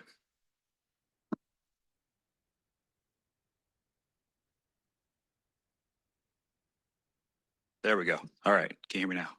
All right, great. Good afternoon, Commissioners. I'm Carl Anderson with the Metropolitan Transportation Commission, standing in for Louis Zhao, and I'm here to provide the Regional Transportation Planning Agency's update. The RTPA group held its August meeting yesterday afternoon upstairs at the San Diego Association of Governments, where we received and discussed updates from our state partners. As such, I'd like to share one critical update from our meeting, along with a highlight of one item on this month's agenda. First, and unfortunately most importantly, we are navigating some familiar and rough waters with recent federal rescission of California's emissions waiver. Our region's transportation improvement programs and regional transportation plans rely on data and modeling tools that the California Air Resources Board and ultimately the United States Environmental Protection Agency approve to advance transportation priorities and projects.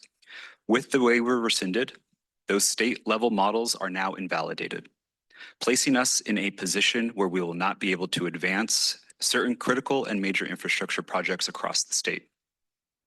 You may recall we were in a similar situation during the previous implementation of this administration's SAFE rule.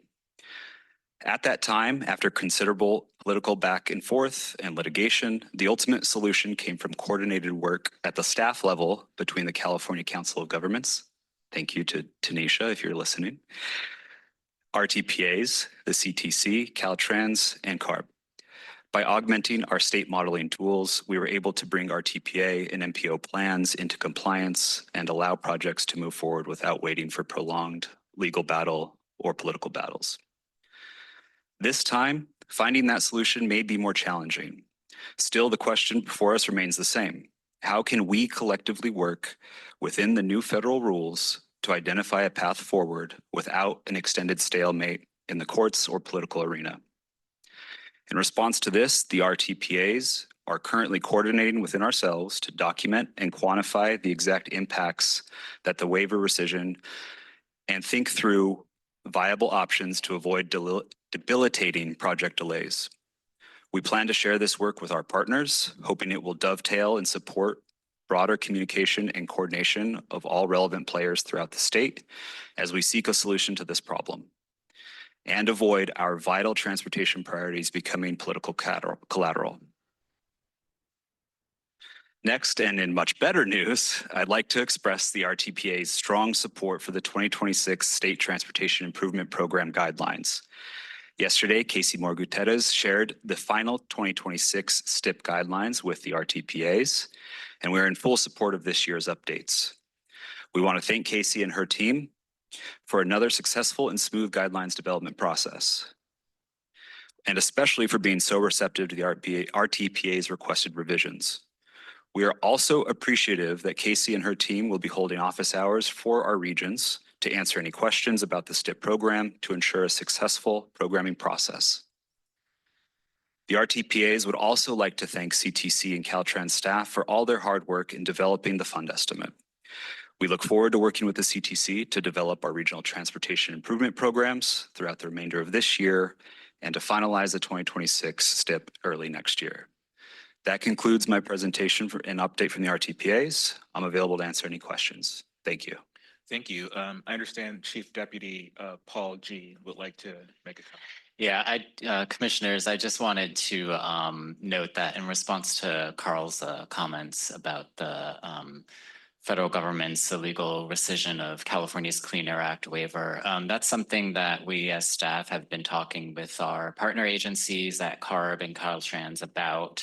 And we do hope to bring together our state partners and MPOs sometime in the near future to have a discussion about some of the impacts that Carl's referenced. All right, thank you so much. Any public comment on this item? We do have an online attendee with their hand raised. I'd like to now call on Vincenzo Caporale. Please unmute yourself to begin your comment. Hi, my name is Vincenzo Caporelli here on behalf of CalCog.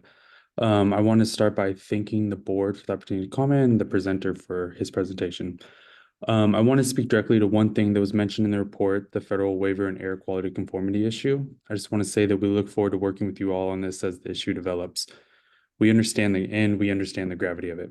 We are currently in discussions with our members to gather the necessary information and will be working collaboratively with our TPA group, Caltrans, CARB, CTC, and other relevant stakeholders so that we can be coordinated and strategic as we navigate our next steps.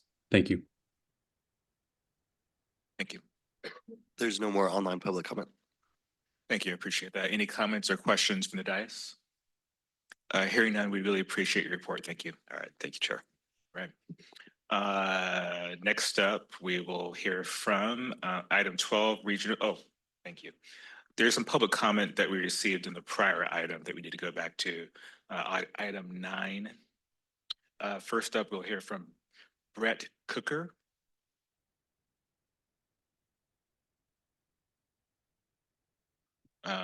Yes, there you go, sir. Turn the mic on. Turn the mic on. Thank you. John Elliott, I'm the next one on the list.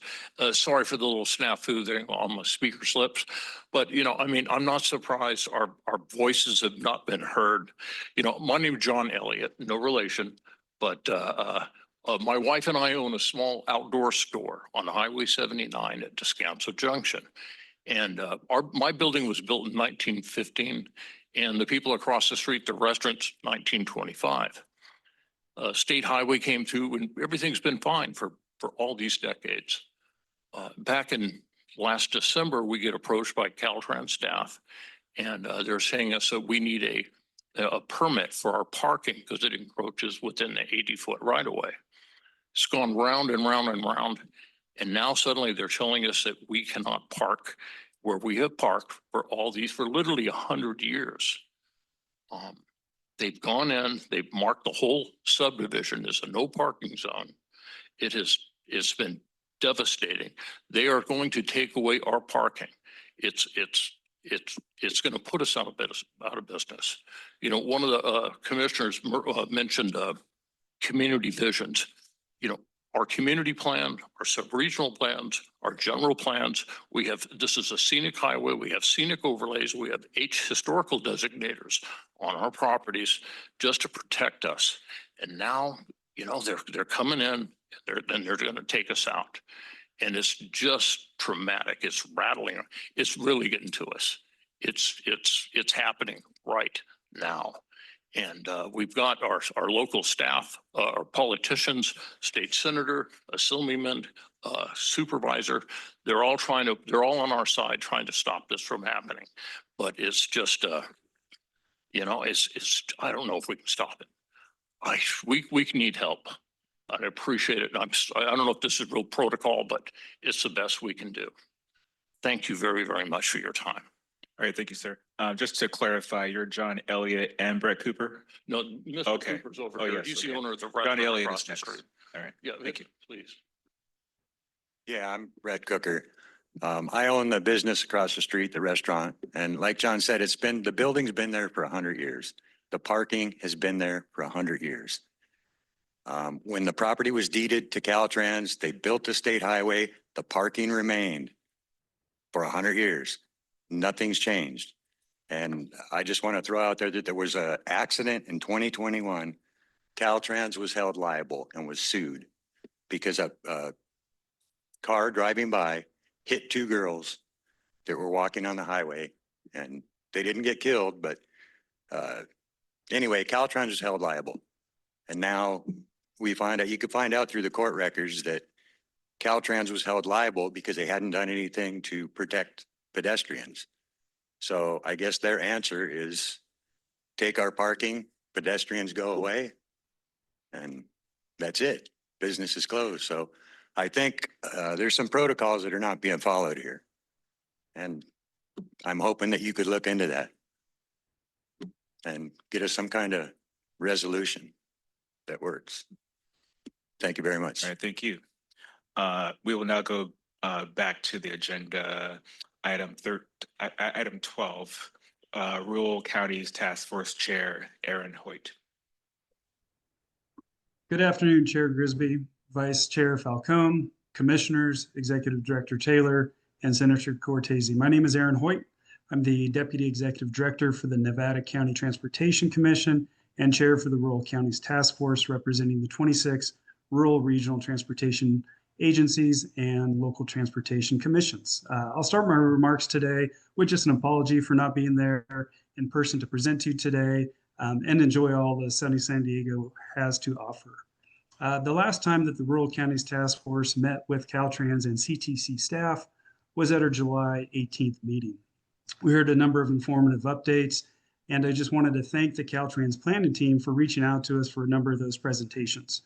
We heard about the California Freight Mobility Plan for 2027 and the critical rural freight corridor designation process. Many of the state highways run through rural communities in the rural regions, so we were appreciative of hearing about that process. We also had Kayla McDonald of your staff present an update on the AB 251 vehicle weight study. And then we also heard our regular staff updates on agenda items that you'll be acting on today. And I'd like to thank, first off, thank Lori Waters, Casey Moore Gutierrez, and Keith Duncan for the engagement opportunities offered on the State Transportation Improvement Guidelines update and the development of the draft fund estimate. We fully support the staff's recommendations, and we'll look forward to working with Casey to submit our regional transportation improvement programs by December 15th. Another item on your agenda today, we heard from Sheila Ennis about the final AB 744 Transportation Data Program proposal. The program presents a great opportunity for rural counties and our much larger MPO brothers and sisters to access data and tools that we may not typically have access to, or would consult out to other firms in the private sector who have expertise in these. So I think it's my opinion that the hybrid implementation model, option C, as presented, could be the most beneficial across the state for rural RTPAs, as well as the larger agencies pursuing competitive funding, while still allowing some of the smaller RTPAs to utilize a central procurement process if that's the best option. Should the legislature act to implement AB 744 with funding, the rural regional transportation planning agencies will look forward to taking advantage of this opportunity to increase our data and our tools in development of our regional transportation plans. In closing, always appreciate the opportunity of Caltrans and CTC staff for presenting to the Rural Counties Task Force on upcoming planning efforts and various activities. I appreciate the opportunity to present to you today. Thank you. Thank you, Chair Hoyt. Any public comment? There's no public comment. Thank you. All right. Anyone from the dais has a question or comment? All right, hearing none, we appreciate your report. Thank you so much, Chair Hoyt. Next up, item 13 has been withdrawn, so we're moving to item 14, Equity Initiatives Update, Sequoia. Great, thank you. Good afternoon, Commissioners. Tab 14 is an information item. I will provide an update from our August EAC related events and then pass it to EAC Chair Martha Armas Kelly and Member Puolani Vasquez. To start us off, I want to extend deep gratitude to the District 11 Equity and Engagement team for hosting EAC members and staff this morning on a most excellent and informative tour and best practices discussion of some of your district's equity-related successes and challenges. We leave inspired, energized, and enlightened. Next, I'm pleased to report that ad hoc subcommittees of the Equity Advisory Committee met in June and will be meeting again in August. And as a reminder, our 3 ad hoc subcommittees approved by committee members in May are Community Engagement Practices and Policies, Transportation Planning and Program Guidance, and Data Implementation. All 3 subcommittees continue to discuss and receive information from all 3 agencies in alignment with the work plan and member requested topics of interest that fall within the committee scope.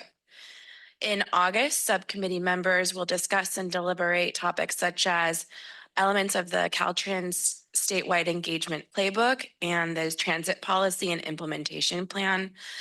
They will receive an update on feedback received and next steps for the comprehensive multimodal corridor plan guidelines and receive an informational update on Assembly Bill 744, focused on advancing statewide transportation data tools for local and regional jurisdictions.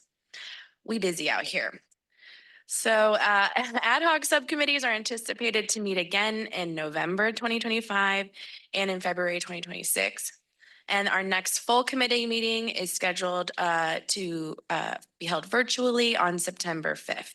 And members will discuss and possibly take action on the vision, mission, and foundational principles for transportation equity item. And thank you so much to everyone here and members for working so diligently to develop what I consider a very, very powerful statement. Before I pass it to EAC Chair Martha Armas Kelly, I will briefly introduce Member Pualani Vasquez, who will be spotlighted today after her remarks. Member Vasquez serves as the Injury Prevention Specialist and Community Outreach Coordinator at Scripps Mercy here in San Diego. And we thank Chair Armas Kelly and Member Vasquez for sharing your time with us today. So with that, I'll pass it to Chair Armas Kelly.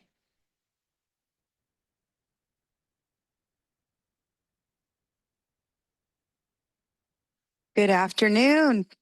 I am so pleased to be here and I thank you for the opportunity. Today was a very special day. We were able to receive a tour. We'd like to thank all the members that are here from District 11 and their graciousness being out with Commissioner Clarissa Falcone and so many others that were here today, including Brenny Aceituno and Nick Buenviaje. And I just want to say that today we were able to visit a part of San Diego that is sometimes forgotten, and to see the work that District 11 is doing and their commitment to bringing equity into a community that for the most part, generationally has been marginalized, but through their efforts, they are really pushing for connecting corridors, creating and working with other collaborators, including the institutions such as school systems and also the local public works to create opportunities for students that would have to travel up to 2 miles on a tram, walking through a overhead bridge to a school site because it's not available. And it's kind of an injustice at this time of our growth and development to see that that's still happening, that people are still having to, like, you hear the stories about, I had to walk 5 miles to get to school every day. These kids are walking like up to 5 miles, because if you think about there and back, and to see how District 11 is collaborating and working to just to break down these barriers and to connect people to the spaces that they need to be in. And their intention and their real practical vision for building equity. We say equity as a word, but if it was taken away, how do we really see those changes? And I was enlightened, as well as my colleagues that were there and present, to see that Caltrans and CalSTA and the commission are working together to make these changes for this community. So I just want to shout out to District 11 today for having us be part of that and be able to share in the vision. I'd like to share also that we're formalizing and closing that door on the vision and mission statement for the EAC. And as we get closer to that time, these are those opportunities that we want to embed on more visual aspect of the vision and mission statement, and how each community, even though we may have different needs, the disparity is present in all communities. And the work that we do is inherently just tantamount to making those changes and bringing that connection for folks to lessen that burden, including things like health, access, safety, which is so important. And I'll put that plug out again, and I'll say it again, and I'll always say it at my meetings. Catch me at my best. And today was a day that I feel that we caught this community at their best, doing what they do best. And I encourage you, if you see somebody out there, whether it's Caltrans or whether it's the CalSTA or if the commission doing a great job or in your spaces, let them know that you're catching them at their best. We want to start improving the branding and the recognition of the things that we do rather than things that we don't do. So thank you.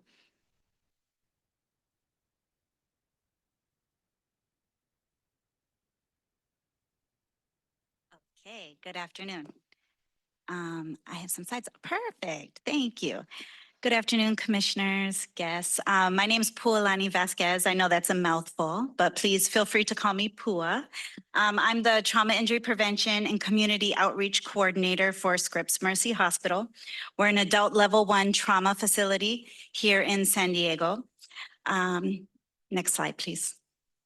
So here on this slide is the map of the trauma catchment system here in San Diego County. Scripps Mercy catchment is that orange triangle towards the bottom middle of the map. And just to level set with you guys, the trauma injuries are a level of injury. So when you are not feeling well and your doctor's offices are closed, you go to the urgent care. When you may be feeling as though you have some heart palpitations, you're not sure if it's a heart attack, you go to the emergency room. If you are severely injured on a highway in a car crash, you're brought to a trauma center. So our traumas are dependent on the catchment of our area. So at Scripps Mercy, my first mechanism is falls, and that would be everything in the green. My second is all transportation related, and that's everything in the gold. Next slide. We do a lot of work in all the different mechanisms of injury. I provide a lot of classes. Last year, just 98 alone, classes and workshops. Next slide. When you look at where injury prevention is along the injury timeline, it's the very first phase of the injury timeline. It's supposed to be before people get injured. We're working alongside within the community, educating them on ways that they can keep themselves safe. I also do education within the hospital with emergency medical service providers, first responders on that golden hour of opportunity. I do education with policymakers. I do education with engineers, all types of people to talk about that safe systems approach. Next slide. When we look at San Diego specifically, we are making improvements with severe injuries, but as you can see, deaths on our roadways still do increase and exist. Next slide. We do many different classes. I have a saying that something that's good for an 8-year-old is good for an 80-year-old. Transportation safety is equity. Making our roads safe is something that's good for all people. Next slide. We do education in classrooms. Next slide. And we do education out in the community, really bringing the education to where the people are at. I really feel like walk audits are some of the best ways to teach our community about how to get involved and make transportation systems safer for themselves, right? Really having them get active in their communities and bring that transportation safety alive.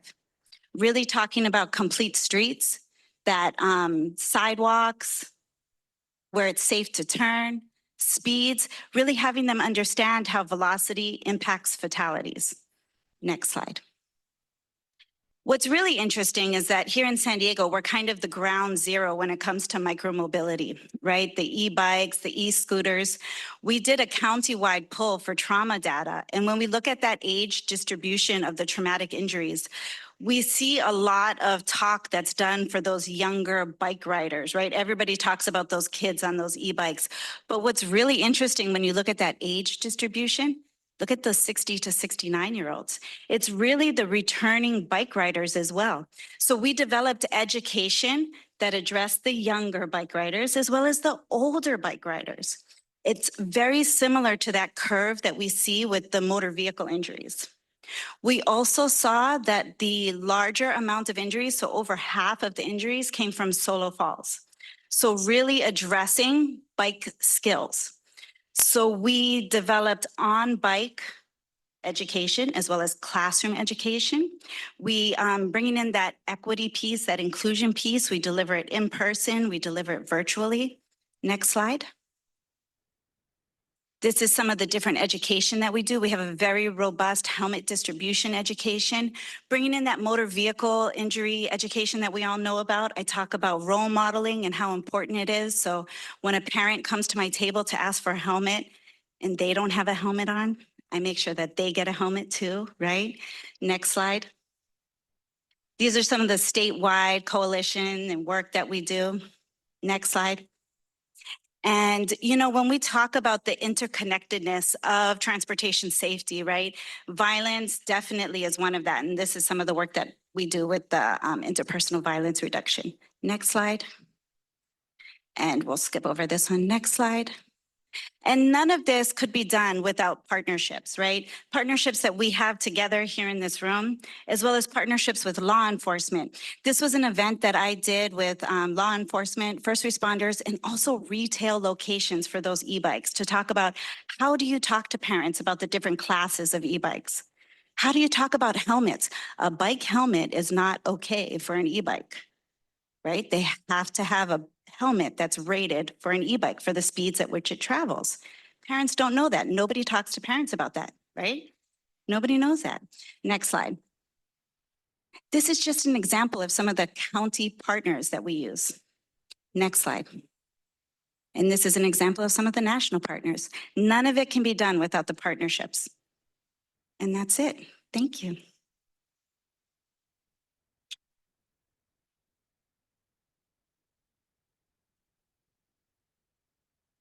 And we'll pause here for any questions for my team or our members. Thank you so much, Sequoia. Any public comment? Yes, we have one virtual attendee with their hand raised. I'd like to call on Carlos. Carlos, please unmute yourself to begin your comment. Hi, thank you. Thank you for all that wonderful work you guys are doing over there. Really exciting stuff.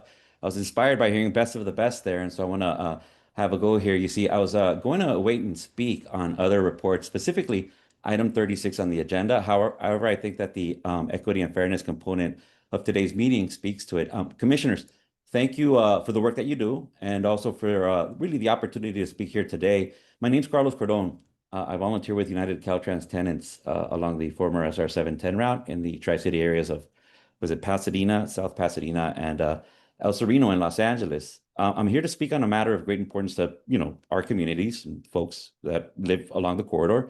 It's a matter within your jurisdiction. And, you know, I was going to speak to it on item 36 today because that item covers the 710 North stub.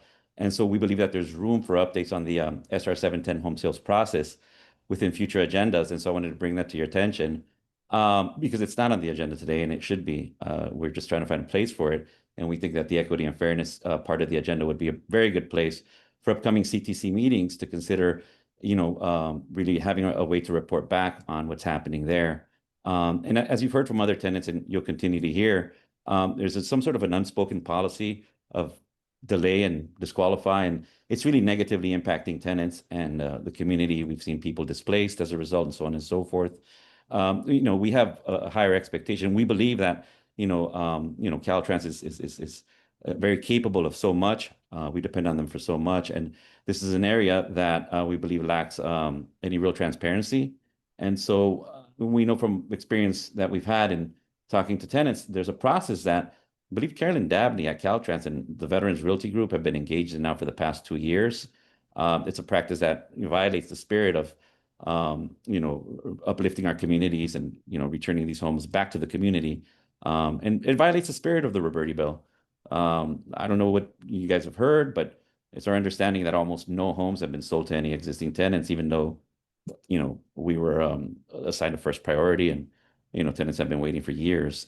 So the so-called escrow process is one that people have been waiting on for quite some time. So I don't know, we just ask that this is something that needs to be looked at closer. It needs to be fixed. I mean, tenants come first. We're asking that, you know, the responsible folks at Caltrans, right, become good partners to the community. We ask that, you know, Carolyn Dabney stop with the unspoken delay and disqualify policy, expedite the sales process to tenants now. We ask for competence in the form of. Thanks, your time's up, sir. Thanks so much for your comments. Any additional public comment? We do have one more public comment. I'd like to now call on Kelly Brinkman. Please unmute yourself to begin your comment. Hello, can you hear me? Can Yes, you hear we can me? Okay, thank you so much. This is in addition to Carlos's comments. Last week, I contacted the California Transportation Commission and spoke with Doug regarding the 710 tenants and properties.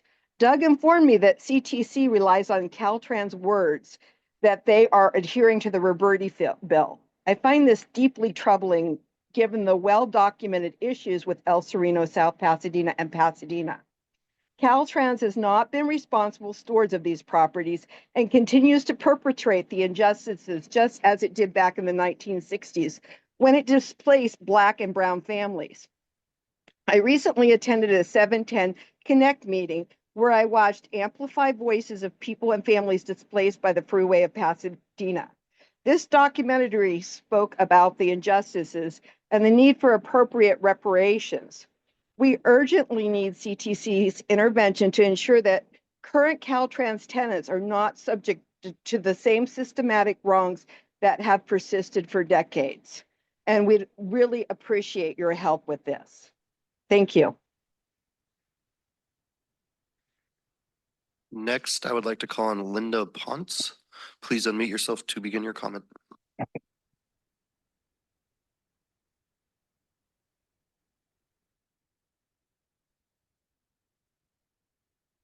Hello? I'd like, Hello? we can hear you. Thank you. Okay. Okay, thank you for listening to me. Hello, members of the CTC. My name is Linda Ponce. I've been residing here at 5532 Templeton Street for 32 years in El Sereno along the 710 corridor. I have lived at this residence a long time, 32 years, as a loyal Caltrans tenant in good standing. I am currently being disqualified by Caltrans as affordable price buyer. Caltrans claims the disqualification is due to insufficient household income. The housing expense requirements are unfactual. Since I've been disqualified for affordable, Caltrans has given me the only option to purchase at fair market value. The fact that I was not qualified for affordable makes no sense to allow me to purchase fair market. I demand the options for both because my only option is fair market. I am demanding Caltrans allow me to reduce the cost of repairs due to the many years of deferred maintenance and lack of major repairs needed. Thank you for listening.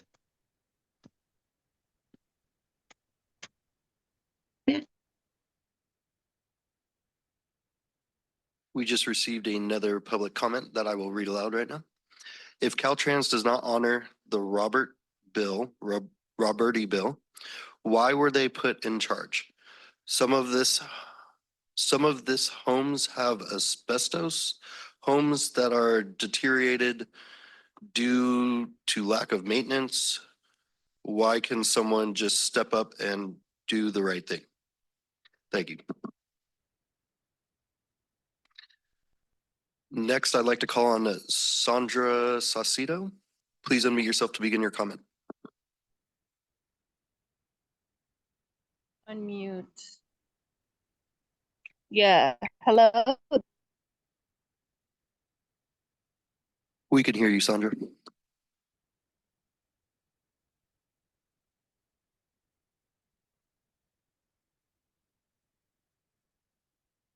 Feel that this whole process is not transparent. We need to know the criteria for which you guys are denying everything that the tenants are saying.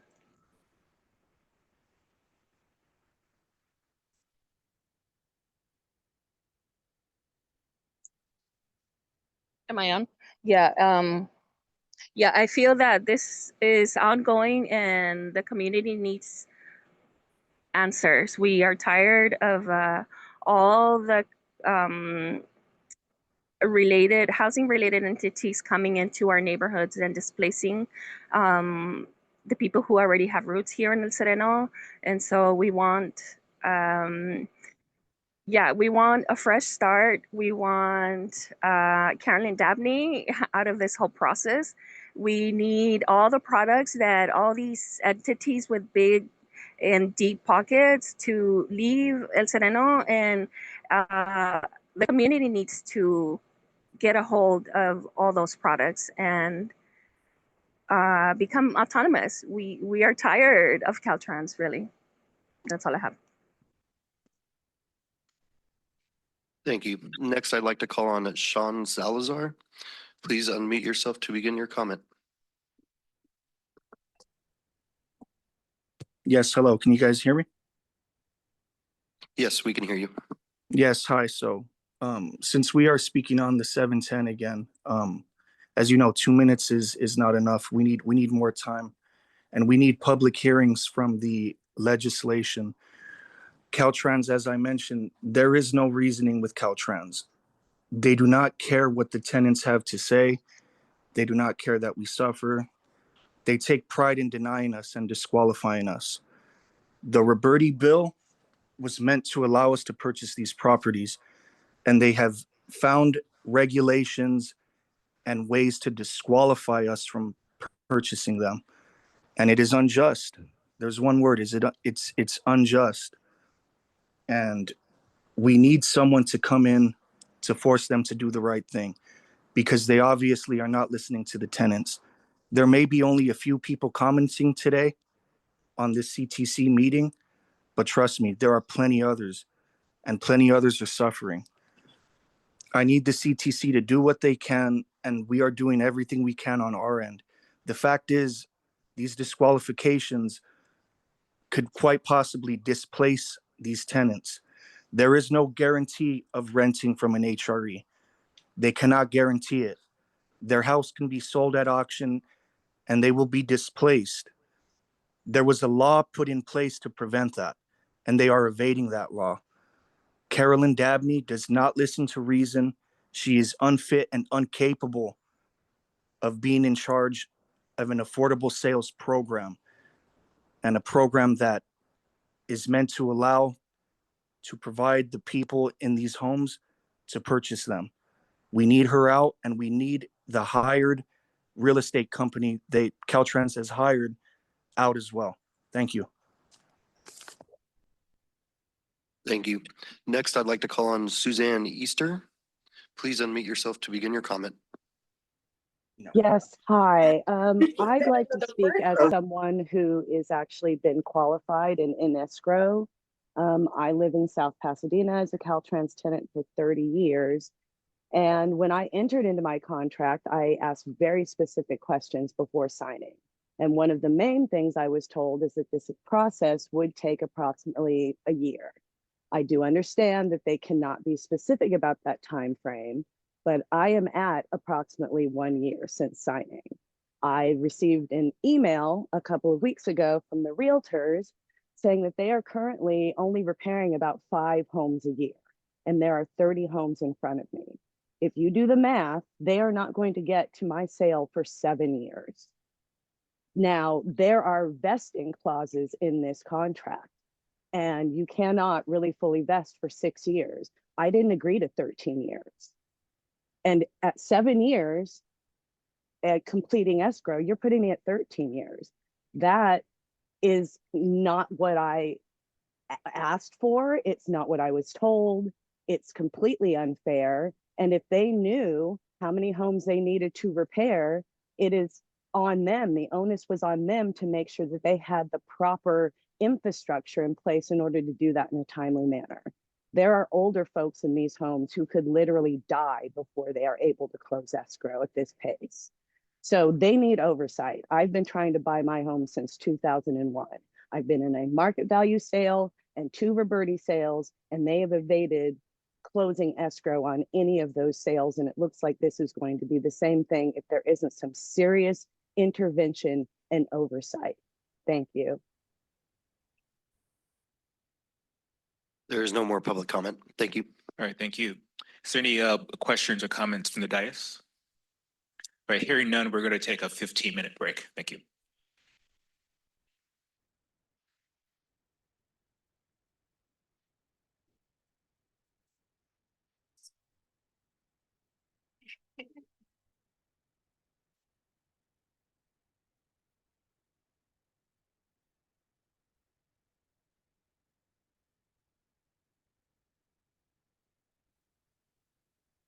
Yeah.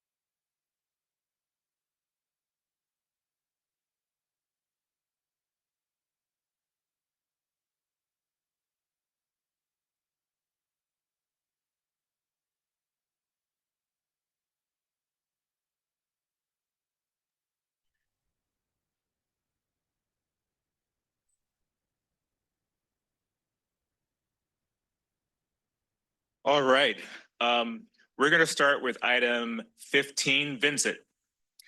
Good afternoon, Commissioners. Tab 15 is an action item for state and federal legislative matters. The legislature is currently on recess until August 18th. When they return, fiscal committees will have until August 29th to pass bills to the floor, and then each house will have until September 12th to conclude any remaining business for this session. Staff is not recommending any additional positions for pending legislation. However, because the commission will not meet again before the legislature adjourns for the interim recess, staff recommends that the commission delegate the authority to take a position on bills to the executive director upon consultation with the chair and vice chair until the next regular commission meeting, as the commission has done in recent years. This concludes my report, and staff recommends your approval. All right, thank you, Vincent. Any public comment? There's no public comment for this item. Thank you. All right, thank you. Any questions or comments from the dais? So moved. So moved by Past Chair Eager. Is there a second? Second by Vice Chair Falcon. All those in favor? Opposed? Abstentions? Motion passes. Now moving on to item 16, also Vincent. Commissioners, tab 16 is an informational item. Keith Duncan from Caltrans Budgets will present the item on budget and allocation capacity. Hey, Keith. Great. Thank you, Vince. Chair, Commissioners, good afternoon. Happy Thursday. As mentioned, Keith Duncan, Caltrans Budgets, and I'll be doing tab 16, the budget and allocation capacity update. Next slide, please. Well, we just finished the 24-25 fiscal year, so we'll do a couple of fiscal year highlights. No lowlights this time. As shown on your screen, through last fiscal year, the commission allocated $8.1 billion onto 928 projects. 8.1 billion. It's a hell of an accomplishment. I mean, you guys did good work. Granted, that's 66% allocated, but 8.1 billion's great job. 4.2 billion does carry over, and we'll touch on that in a moment. Next slide, please. Next, just a quick update regarding departmental activities when it comes to the G12. The G12 is a delegated authority by the commission of the department to make minor adjustments to project allocations. Last year, we did process adjustments on 275 projects worth a total value of $4.6 billion. And then those adjustments resulted in a net savings of $232 million. Those funds are returned back to the respective programs, the STIP, the State Transportation Improvement Program, and the SHOP, State Highway Operation Protection Program. And those funds are made available for funding additional project needs. Next slide, please. Here, just showing a quick comparison, how last fiscal year compared to the prior three. And you can see the orangish red line. You can see how that last year was the highest from a percent allocated when you're looking at the last 4 years. Next slide, please. And here just showing total dollars allocated. While we didn't meet the year before's highs, we have 2 consecutive years of over $8 billion allocated. So again, great accomplishment as we're looking through the amount of funding being invested in both the state and local transportation systems. Next slide, please. Here, just a quick update regarding state transportation revenue levels. As we look through last year, you can see the Department of Finance projections fell within 2% of the actual revenue that came in across all state revenue sources. The 2 primary reasons we display this information is because first thing, stability. When it comes to the state's general fund, we've seen some fluctuations over the last couple of years, but at least within 2%, we'll give Department of Finance some credit a little bit in coming relatively close there.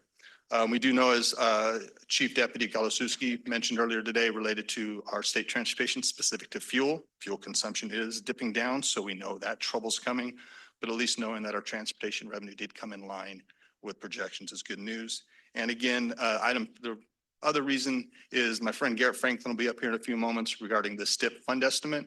And as you may recall, back in March and June or March and May, we agreed to use Department of Finance data as the basis for our projection tool. So again, kudos for the Department of Finance for coming relatively close, but we're still going to give them a hard time that they missed diesel sales tax about 13%. It's always good to get better. Next slide, please. Next, just a standing update related to federal funding.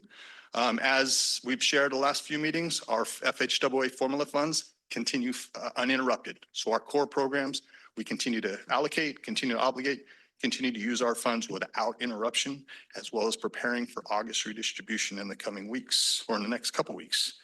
The other update in the National Electric Vehicle Infrastructure, NEVI, those funds have been freed up. So we are working quickly with the Energy Commission to get those projects ready and obligated. Next, related to the discretionary funds, we continue to see those funds trickle out, continue to see delays as they review the programs.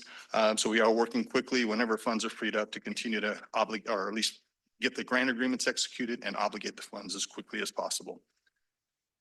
Next slide, please. And as we look to this new fiscal year, so $8.1 billion allocated, great job. New challenge, $11.2 billion available for this new fiscal year for you to allocate across all programs. That accounts for $6.8 billion of your base funding that we presented as part of your draft allocation capacity in June. That includes about $4.3 billion of rollover, the funds that were not allocated last year, and then an adjustment of about $133 million to the TIRCP, Transit Intercity Rail Capital Program, which is just a reconciliation of the auction proceeds. Auction proceeds came in a little bit higher than anticipated. So new challenge, $11.2 billion ahead of you. Next slide, please. All right, looking ahead for upcoming events. As mentioned, my friend Garrett will be up here in a few moments, or probably 2 agenda items for now, to present the 2026 STIP fund estimate for your consideration for adoption. We are about 2 weeks, at least within the next 2 to 3 weeks, FHWA will release August redistribution numbers. As you may recall, last year we came in second place to Texas. So hopefully this year we'll look to try to take over first place. And then as we look forward to October 1st is the beginning of the federal fiscal year, and it is the final year of the current 5-year Transportation Act. So we're looking forward to eagerly providing input, as well as looking forward to what the next act may offer, or potentially an extension as we've seen in prior acts. So next slide, please. With that, I'd like to offer my thanks all over again to CTC staff, our Caltrans financial programming, and our Caltrans budgets team. We've had a successful 24-25, and I look forward to a even more successful 25-26, and I'm available for any questions you may have. All right, thank you, Keith. Any public comment?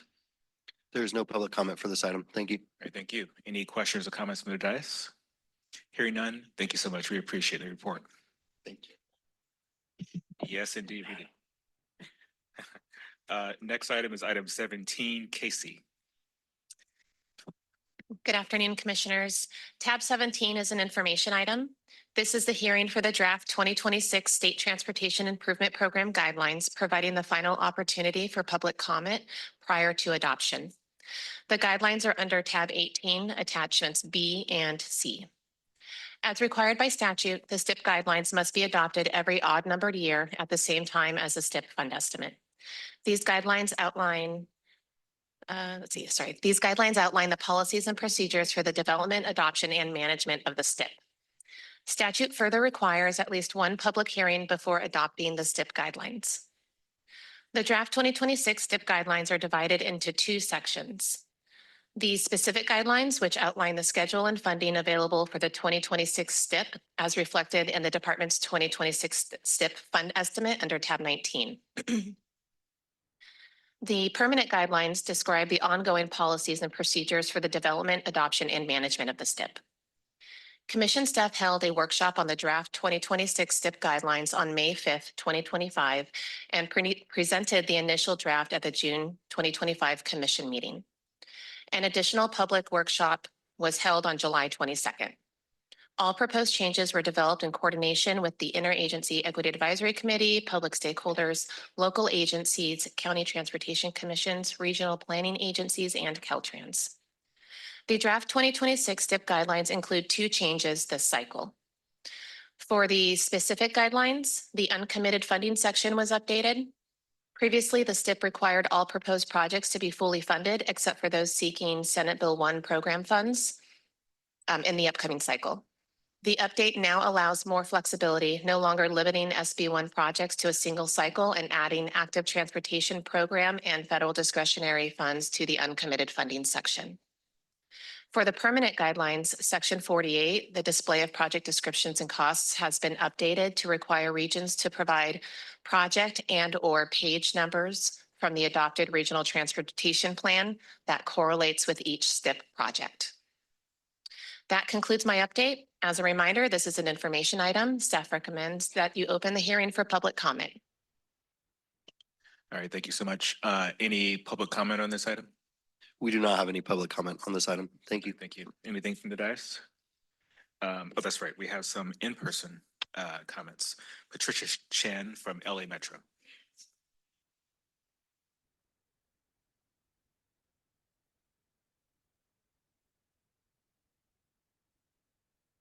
Now turn the speaker on. There we go.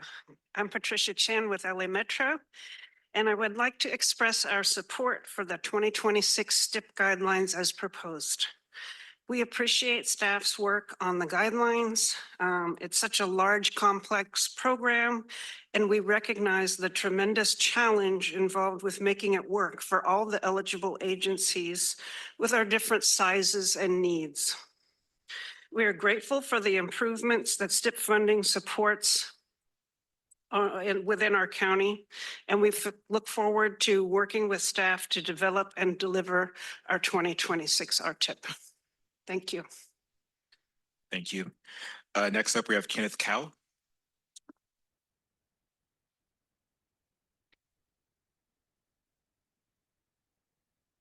Good afternoon, Commissioners. Kenneth Cow with the Metropolitan Transportation Commission. I couldn't only have Patricia from LA speak in support, and I would never want to miss an opportunity to thank your staff for all their hard work on this. Casey and Lori and Juan have done an amazing job in outreach, and I wanted to really appreciate specifically the opening of uncommitted funding. That was something that we had discussed and they considered and are recommending that change. So wanted to thank you and staff again for that. MTC is in support of these guidelines, and we look forward to working with your staff on programming these funds. Thank you. All right, thank you. Mike Whitman, Nevada County Transportation Commission. Thank you. Mike Woodman, Executive Director of the Nevada County Transportation Commission, Chair Grisby, Vice Chair Falcone, fellow Commissioners, Senator Cortese. Wanted to speak to you today to voice my support for the STIP guidelines and to acknowledge the robust, transparent, and effective engagement of your staff. And I know this is something that you hear often, but we would not state this if it truly wasn't appreciated. And your staff truly set the standard for engagement. The minor changes provide flexibility when programming projects, helping regional agencies of all sizes ensure delivery of regional priorities. And we'd just like to acknowledge the efforts of Casey Moore Gutierrez, Lori Waters, and Juan Guzman, and their commitment to effective engagement. And that concludes my comments. Thank you. All right, thank you, Mike. Any questions or comments from the dais on this item? Hearing none, we're going to move on to the adoption of the item 18. Casey. I think we have to confirm that the hearing is closed first. Okay, so the hearing is hereby closed. Okay, thank you. All right. Tab 18 is an action item. Staff recommends that you adopt the 2026 State Transportation Improvement Program guidelines as presented under Tab 18's attachments B and C. Staff also recommends that you authorize staff to make any minor technical changes to the guidelines as needed. Before I conclude, I want to publicly thank my peers. I was unexpectedly out of I was unexpectedly out for 2 months, and as the Commission's sole subject matter expert on the STIP, my absence presented challenges. I want to especially recognize my manager, Lori Waters, for her understanding and flexibility, along with my peers, Rebecca Light, Jaden Gales, and Juan Guzman. While my name appears on this book item, the true recognition belongs to them. Finally, I want to thank our stakeholders for their patience and for helping guide the changes to the uncommitted funding section this STIP cycle. I'm grateful to work alongside such a supportive management team, peers, and stakeholders. With that, staff recommends your approval of tab 18. Thank you. All right, thank you, Casey. Any public comment? We do not have any public comment on this item. Thank you. Thank you. Anything from the dais on this item? Vice Chair Falcone. Thank you. There's no questions. I just wanted to acknowledge and welcome back, Casey. We missed you. And it's wonderful to hear how collaborative your colleagues rallied around you. And I do see sprinkles of you in this work. And so congratulations and thank you to the stakeholders for making public comment and acknowledging the work and the engagement through the workshops, and appreciate all the contributions that our partners put into these guidelines. And so if it is okay with my colleagues, I'd like to make a motion to support. So moved, Vice Chair Falcone, seconded by Past Chair Eager. All those in favor? Opposed? Abstentions? Motion passes. Thank you, Casey. Next up is item 19, Vincent. Commissioners, tab 19 is an action item. Garrett Franklin from Caltrans Budgets will be presenting the 2026 State Transportation Improvement Program and Aeronautics Account Fund Estimates. Upon presentation of the fund estimate, staff recommends your approval.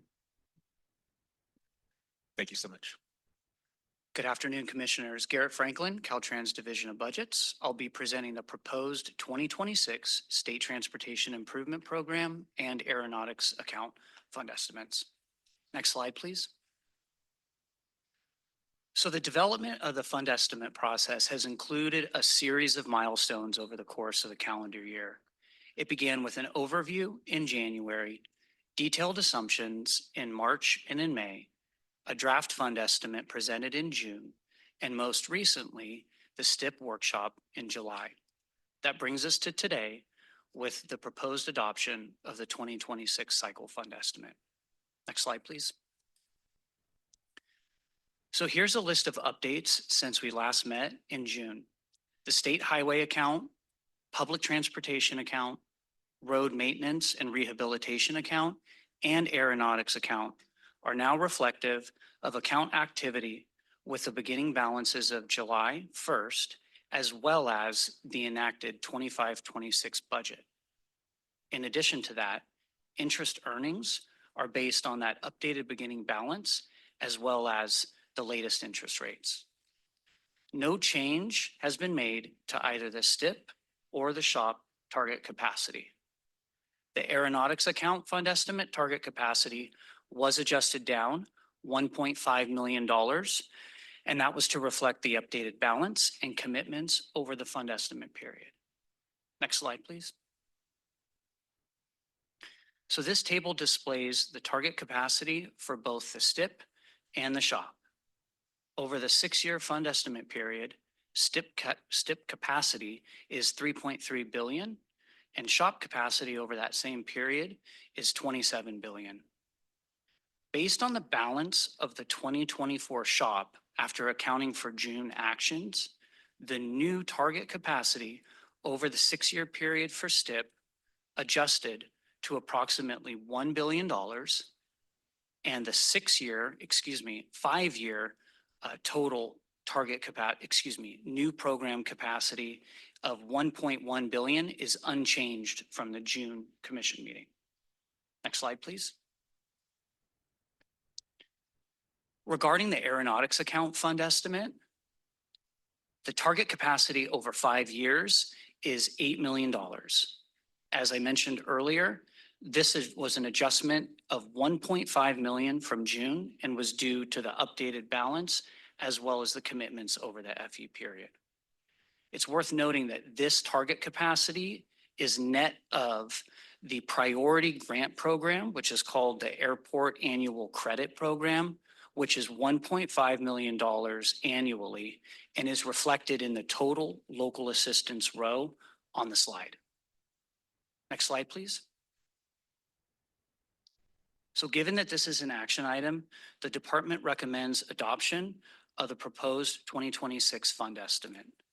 Upon adoption, publication of the book will be completed within 60 days and will be made available electronically on both the commission's website and the department's.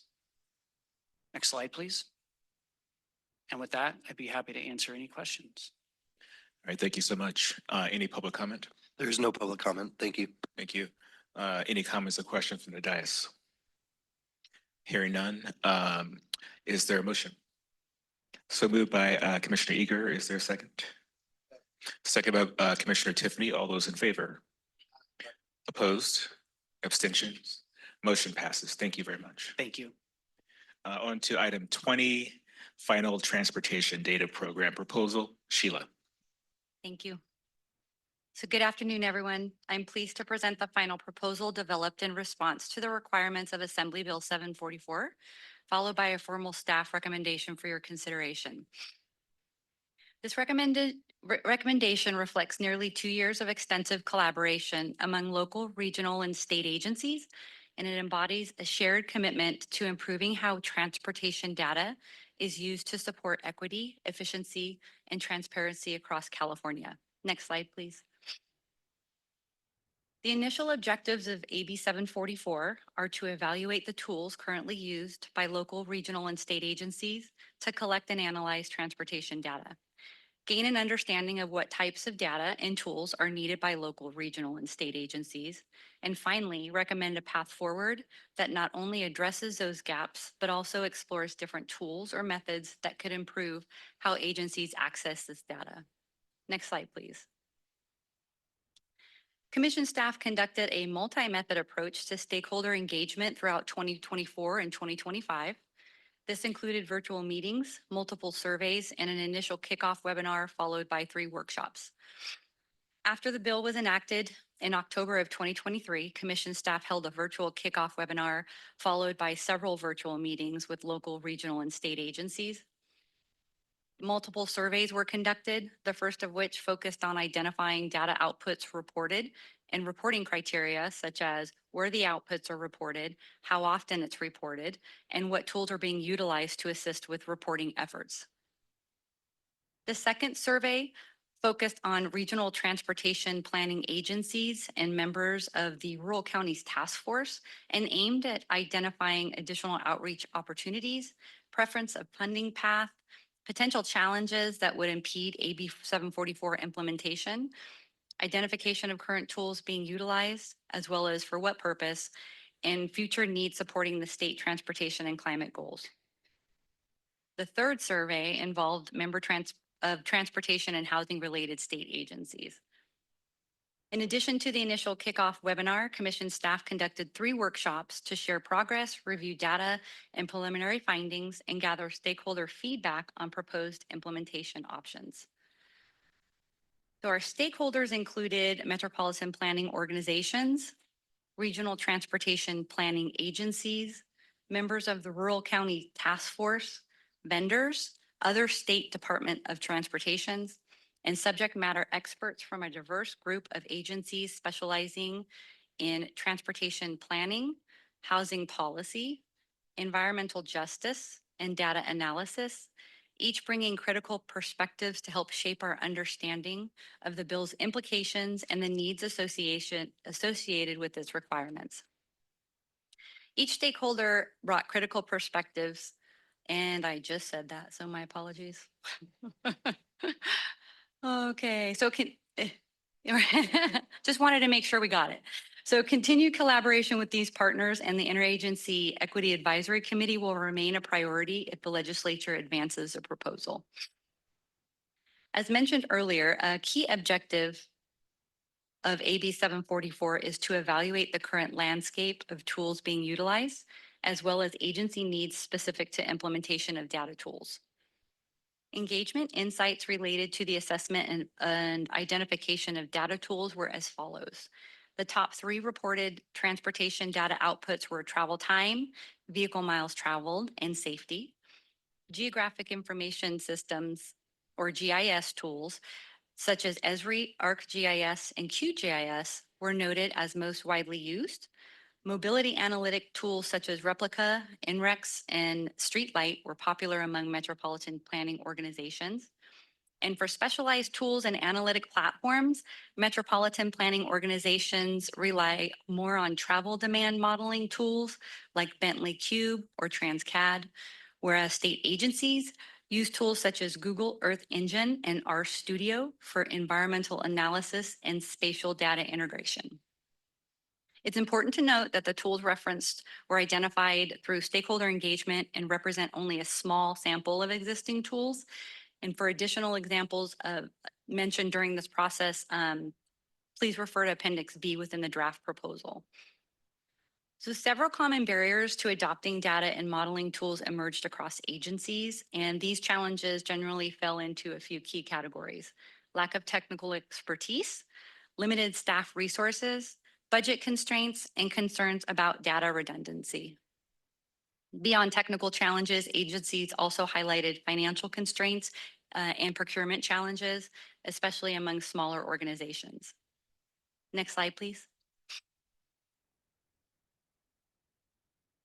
So the findings from stakeholder engagement revealed persistent gaps in data accessibility, funding support, and the standardization of tools and practices across the state. To address these challenges in alignment with the goals of AB 744, Commission staff recommends supporting a hybrid implementation option that combines the benefits of a competitive funding program with the efficiency of centralized procurement. Under this option, a state agency would allocate funds to eligible agencies through a competitive process, giving them the flexibility to procure data and modeling tools that best meets their specific needs. The designated state agency could also explore establishing a mechanism that allows multiple agencies to apply jointly as a consortium. So just a couple benefits of the hybrid option. Agencies would have the choice to either procure tools independently using awarded funds or opt into centrally procured tools depending on their capacity and needs. Master contracts through the Department of General Services can be leveraged, which will reduce administrative burden and accelerate the procurement process. Shared licenses and centralized purchasing can lower cost and promote more efficient use of public funds. And the option to apply jointly enables small or resource-limited jurisdictions to collaborate, share costs, and improve access to advanced tools. Smaller and underserved communities would benefit from group procurement opportunities and technical support, helping close that technology gap. The proposal recommends that legislature take the following actions to support effective implementation. Allocate funding to expand statewide access to transportation data, modeling programs, and analytic tools. Enable flexible procurement, allowing agencies to choose tools that best meet their needs rather than forcing a one-size-fits-all approach. Ensure continued stakeholder involvement to inform implementation and support a successful outcome. Next slide, please. So the proposal underwent a 30-day public comment period from June 13th through July 13th, and feedback received focused on prioritizing foundational and widely used tools, encouraging interagency collaboration, and offering general input to help shape future guidance or program guidelines. A clear majority of comments letters expressed support for a flexible hybrid approach that allows agencies to select tools that meet their specific needs, and no letters received opposed this option. The final proposal can be found on the Commission's website under AB 744. We're extremely appreciative of the partnership over the last 20 months between metropolitan planning organizations, regional transportation planning agencies, rural counties task force, as well as fellow state agencies, including but not limited to the Department of Housing and Community Development, Department of Finance, the Strategic Growth Council, the Office of Land Use and Climate Innovation, and of course, Caltrans. Their active engagement and thoughtful input have been critical in shaping the path forward.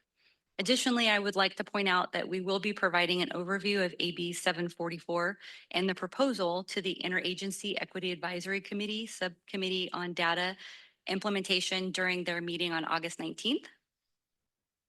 And then once approved, the proposal will be submitted to the legislature by September.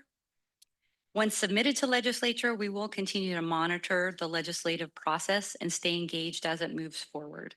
Commission staff will share updates as they become available with stakeholders through our AB 744 stakeholder email list.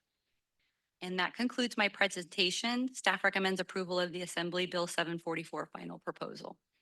Thank you, Sheila. Any public comment? Yes, we have one written public comment from Ricky Alderson. I will read now. On AB 744, I just want to understand where the money's coming from. Which budget is paying for this and how much will it cost? We've already heard about cuts and delays to other projects until 2028 or later. How do we know this won't get delayed too or end up helping only certain areas while others are left out? There's no other public comment. Thank you. All right, thank you, sir. Anybody from the dais, questions, comments? Vice Chair Falcone. Thank you, Sheila. The only question I had, because you've done a lot of work and I've asked a lot of questions, and maybe I've asked this question again already, and I'll ask it again.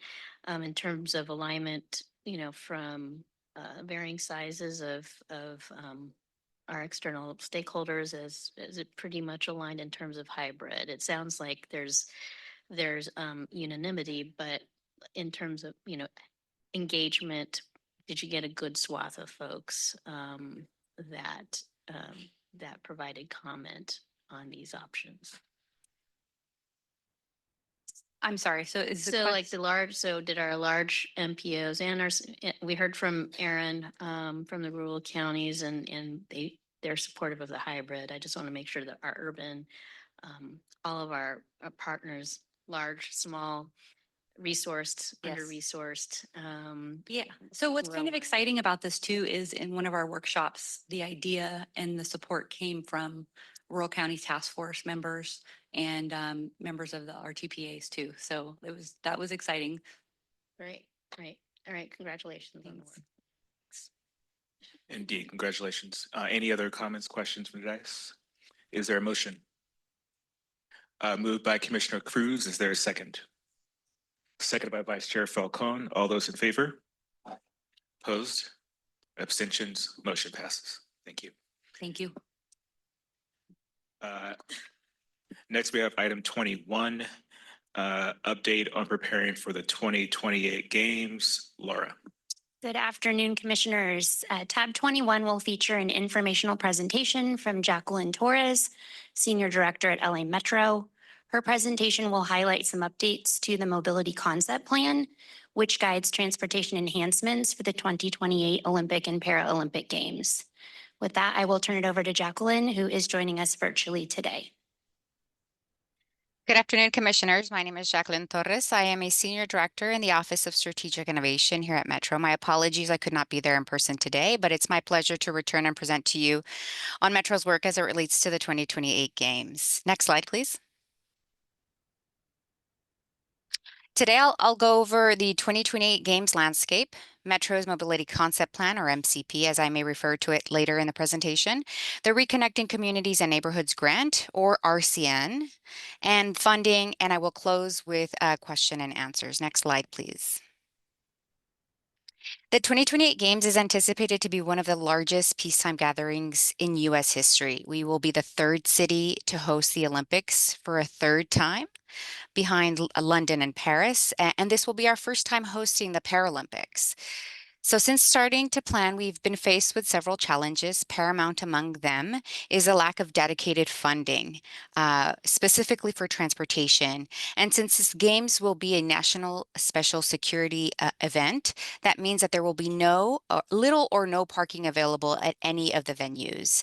Lastly, different to other efforts that we're accustomed to, there is little to no flexibility in our project schedules due to the dates or an event. We now currently only have 35 months until opening ceremonies. Next slide, please.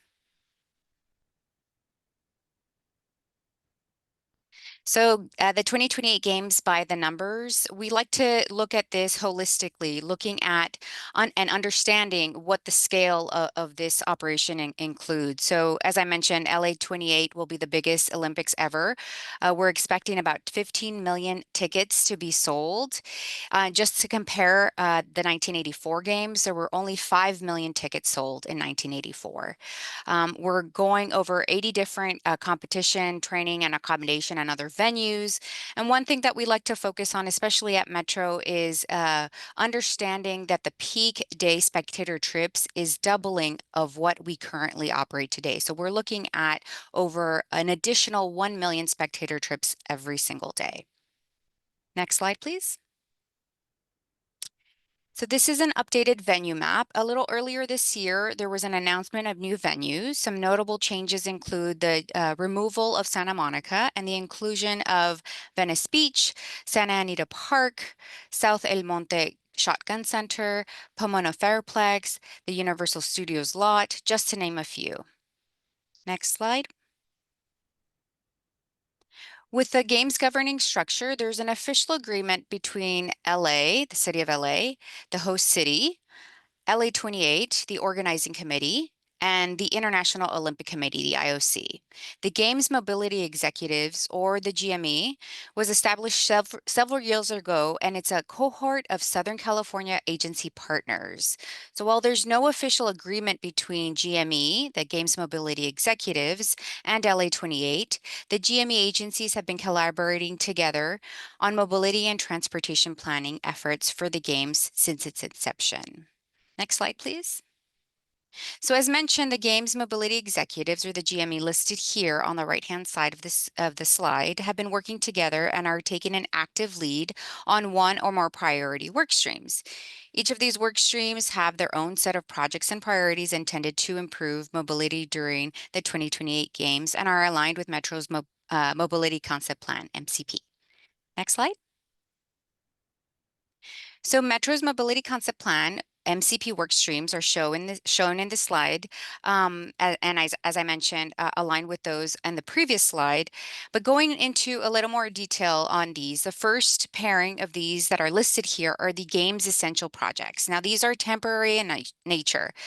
The first one is the Games Enhanced Transit Service, or GETS in its acronym, are the additional buses that will be required to meet the added demand that we will see. As I mentioned, the over 1 million daily spectator trips. The Games Route Network, or the GRN, are the dedicated lanes on the freeways and arterials meant for the LA 28 credentialed stakeholders. Those include athletes, technical officials, dignitaries, media, etc. So anyone essentially with a badge from LA 28. The next pairing are the legacy infrastructure projects and are equally important. These include projects ranging from first last mile improvements to bus priority improvements, key station and mobility hub improvements, as well as our zero emission bus program and projects from our partners involving enhancements to access services, fleet electrification, Metrolink's 2028 Games Readiness Program, and Caltrans's Integrated Transportation Management. Lastly, Metro is also working on legacy programs like Open Streets, Transportation Demand Management, and Universal Basic Mobility. Next slide, please. This is a map that shows our infrastructure projects, both from the Mobility Concept Plan, MCP, and the Reconnecting Communities and Neighborhoods Grant, RCN. RCN is a subset of projects that were from the MCP, so it's all interconnected. And as you can see, the projects range from mobility hubs and key stations to first last mile, light rail transit improvements, and bus corridor enhancements. So far, the only projects that have been fully funded are those connected to the Reconnecting Communities and Neighborhoods Grant. And with that, I'll go to the next slide. That is the Reconnecting Communities and Neighborhoods Grant. So our grant was entitled Removing Barriers and Creating Legacy. So as I mentioned so far, this is the only federal funding that Metro has received for a subset of the Mobility Concept Plan projects. The goal of the projects included in this grant are to improve connectivity and equity in LA County's transportation, focused on disadvantaged communities. Since before the grant submittal, we've been working with 13 different partners across the region and continue to work with them to develop scope, and will ultimately work with them to deliver the projects prior to the 2028 Games. The total program amount is 161.5 million. And we have projects across the region, as you can see on the map, that include 35 miles of bus priority enhancements, 5 first last mile corridors, 3 open street location, 5 mobility hubs, 60 additional bike share stations, and 5 years of our Go Past transit subsidy program. Next slide, please. So we are on a very expedited schedule and have already completed environmental clearance in the winter of last year. Also last winter, we made sure to secure the grant agreement with the FTA, so that has been squared away. We're now currently working on 30% design, are expected to finalize that phase later this year and start final design in the new year. So ultimately, we expect to finalize all construction by December of 2027, just in time for the summer 2028 games. Next slide. So here we see each of the priority work streams with their respective leads from the GME and the status. We are in the process of working with our Games Mobility executive partners on refining the individual estimates, but are estimating approximately a total of $3.2 billion for all of the projects and programs that each of these work stream have in them. And the last column highlights when we would need the implementation funds by. So in order to deliver by the 2028 games. Metro continues to look for state and federal funding opportunities and will continue to work with our partners, our GME partners in this pursuit. So with that, I conclude my presentation. I'm open for comments or questions. Thank you so much. Okay, thank you. Is there any public comment? Yes, we have one written public comment from Ricky Alderson. I will read now. These projects are so important, not just for the games, but for everyday life after. My mom has MS and depends on accessible transit and safe connections. Things like better first/last mile options, bus lanes, and station upgrades would make a big difference for her. I really hope these get the funding and priority they need so they can actually happen and last beyond 2028. There's no more public comment. Thank you.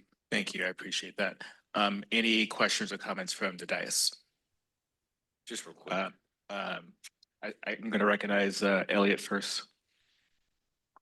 Where do I speak so that I can speak to Ms. Torres? There you are. I don't know. I can't see you on my screen. I guess I'll look up there. Hi. $3.2 billion necessary for implementation. Are you able to sketch out for us what's committed, what has a reasonable expectation, and what your gap looks like across all of those different horizontals?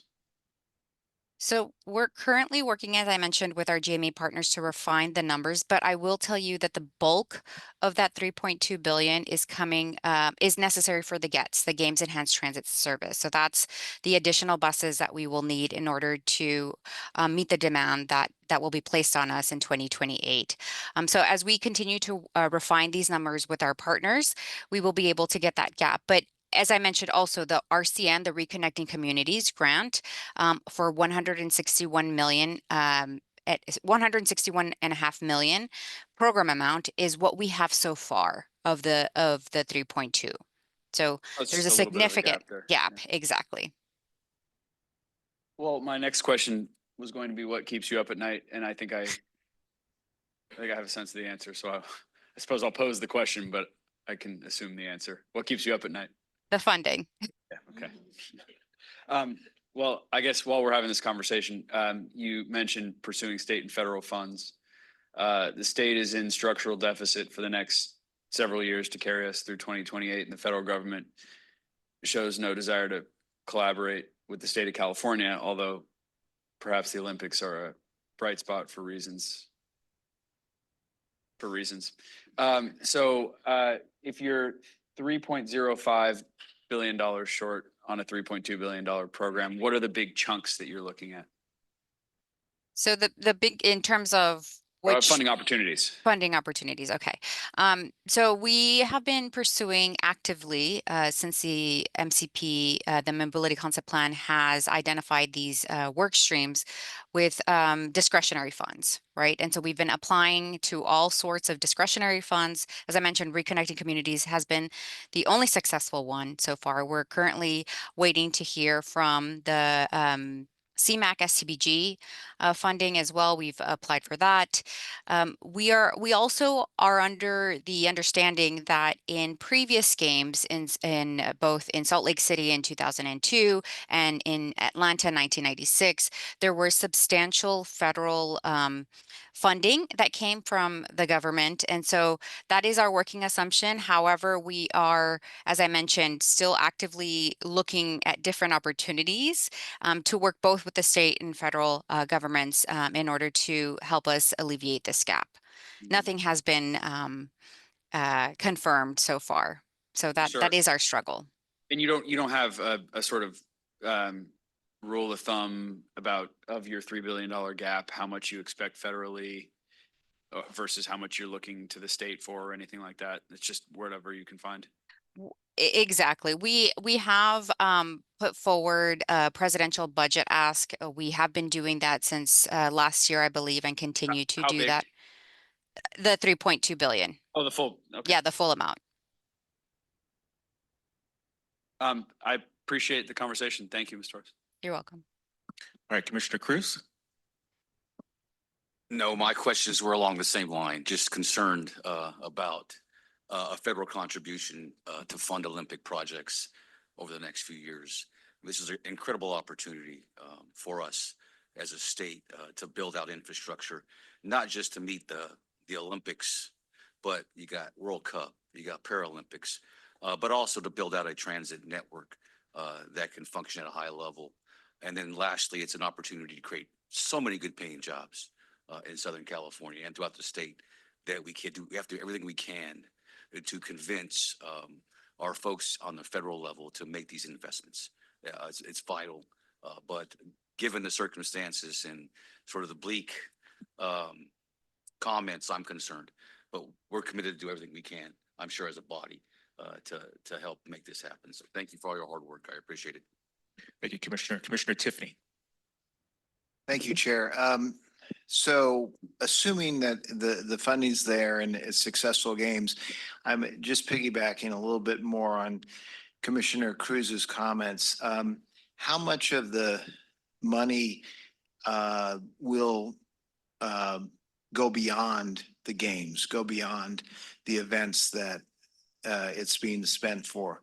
How much is for infrastructure that will carry on, that will be a benefit to, Los Angeles visitors and residents going forward after the games? Thank you for your question. So of the 3.2 billion, I believe there was a slide previous that showed that the legacy projects are just up towards 1 billion, the legacy infrastructure projects.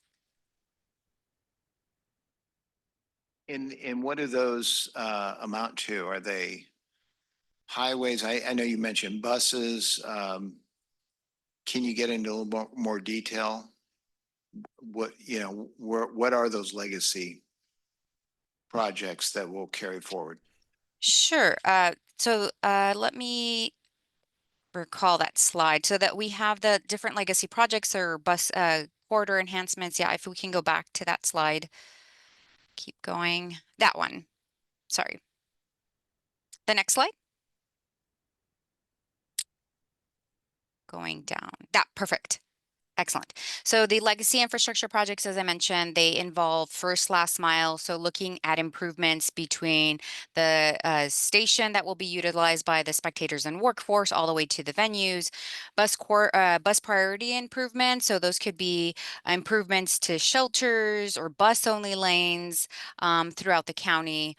We have the mobility hubs as well. And those are customer experience improvements and amenities at existing metro mobility hubs.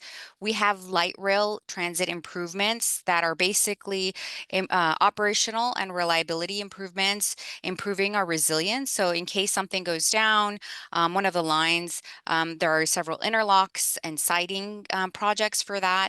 Key stations. So we have about 3 key stations that we've been actively looking to improve, and that is LA Union Station, as well as Pico Station, and lastly, 7th Street Metro Center. So we know that these 3 stations will be receiving the most demand. And so we're looking to improve those stations as well. So those are the infrastructure type projects that we're looking at. I hope that has answered your question. Yes, thank you. Thank you. Commissioner Lugo. Thanks for the presentation. And as an LA resident, I am listening especially keenly because we're all curious to see how the next few years unfold. So a couple of questions. One is around the transit ambassadors who have recently become an in-house program at Metro. How are they being, how are you all planning to utilize them during the games? And then I have another question around this games route network. And it looks like that's under the Caltrans umbrella rather than Metro. But was just kind of wondering if there's precedent. I was just doing a little quick searching on it. It looks like it's a newer element of the games, but wondering if there's precedent for utilizing that as the basis for a bus-only lane network following the games. Because if the work is going to go into identifying that good connectivity during the games, it seems like that might highlight a really good corridor of bus lane connectivity. So those two questions there for you.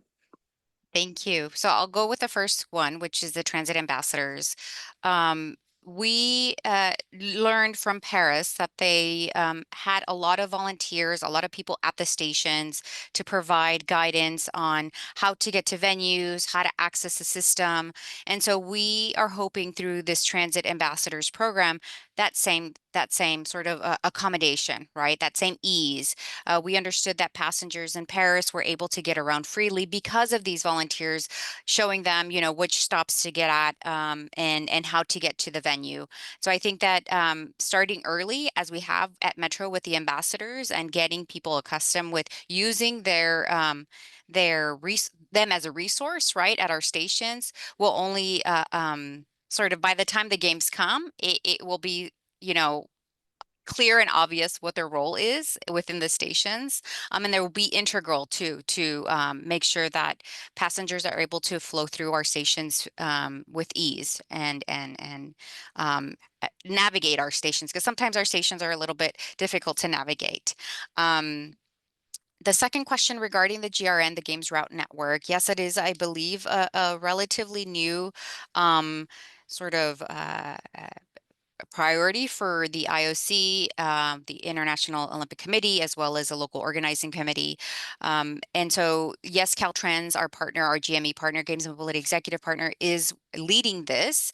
I did not mention that 80% of the GRN, the Games Route Network, is on the freeways, and about 20% is on our arterials. To answer your question more specifically, that 20% on arterials would be a good way to look at corridors for bus only lanes in the future. So primarily the GRN are routes to connect venues. And so venues from the athletes village, right? So the idea is to get the athletes from wherever their accommodations are, primarily the athletes village, to any one of the venues. And so there's been a network that has been predefined. Like I mentioned, 20% of them are on arterial. So in theory, yes, we could look at those that are on arterials to become bus only lanes after. Of course, we would have to work with our city partners, because ultimately is within their jurisdiction to make these permanent. Great. And follow-up question there, is the Games Route Network something that's publicly available at this time?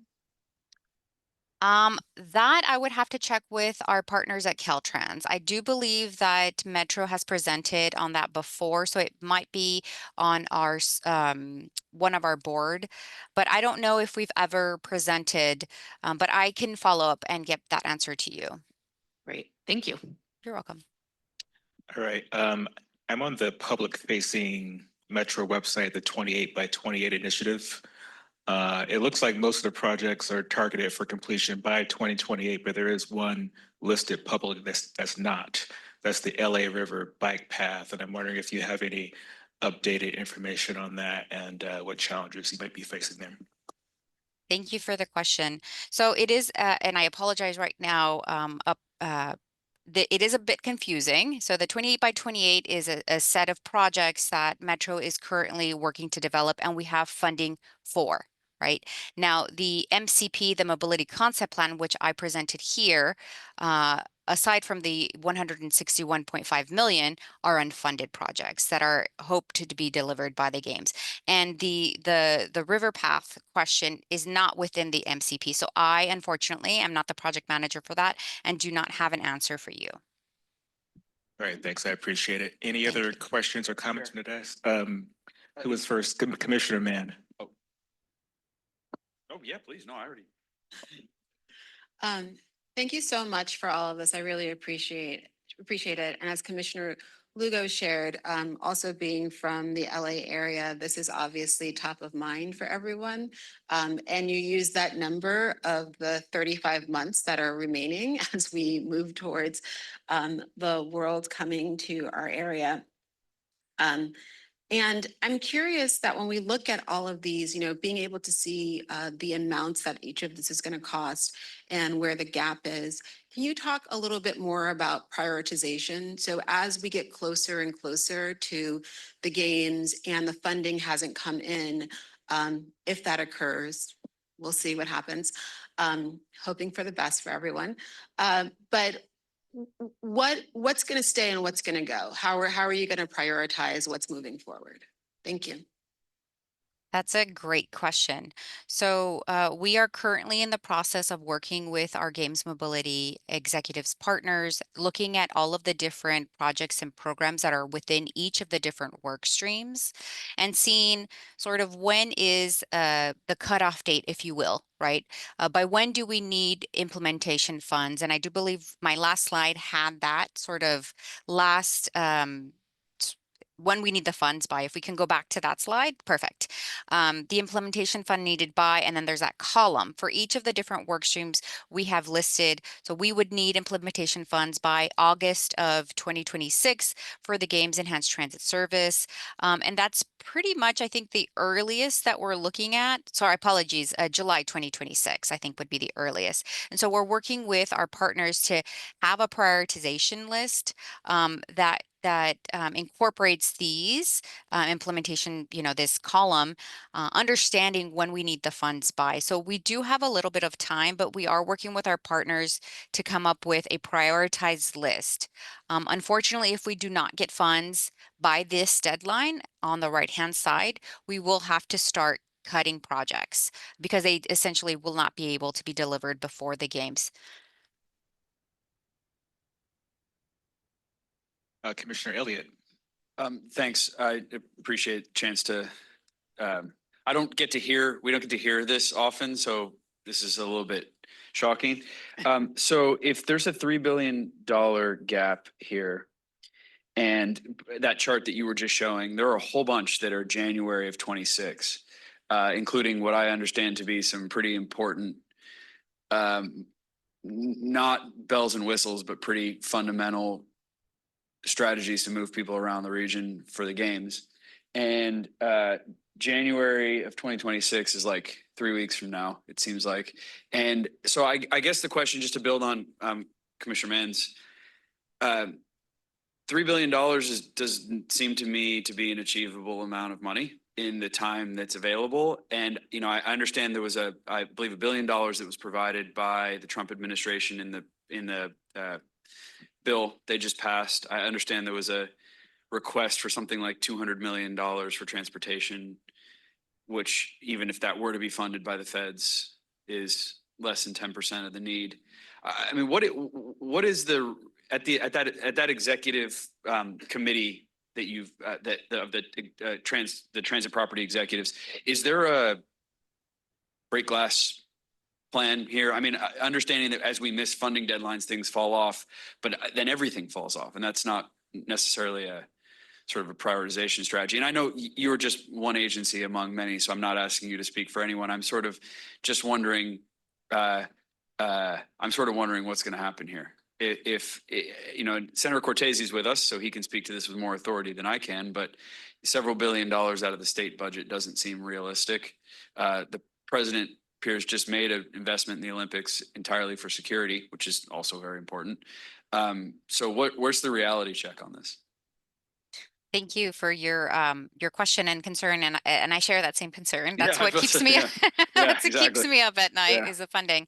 But I will say that in October of last year, our Metro board approved some monies to continue the design of some of these that Metro is leading. So, for example, the mobility hubs, some key station and LRT improvements that we have yet to get funding for.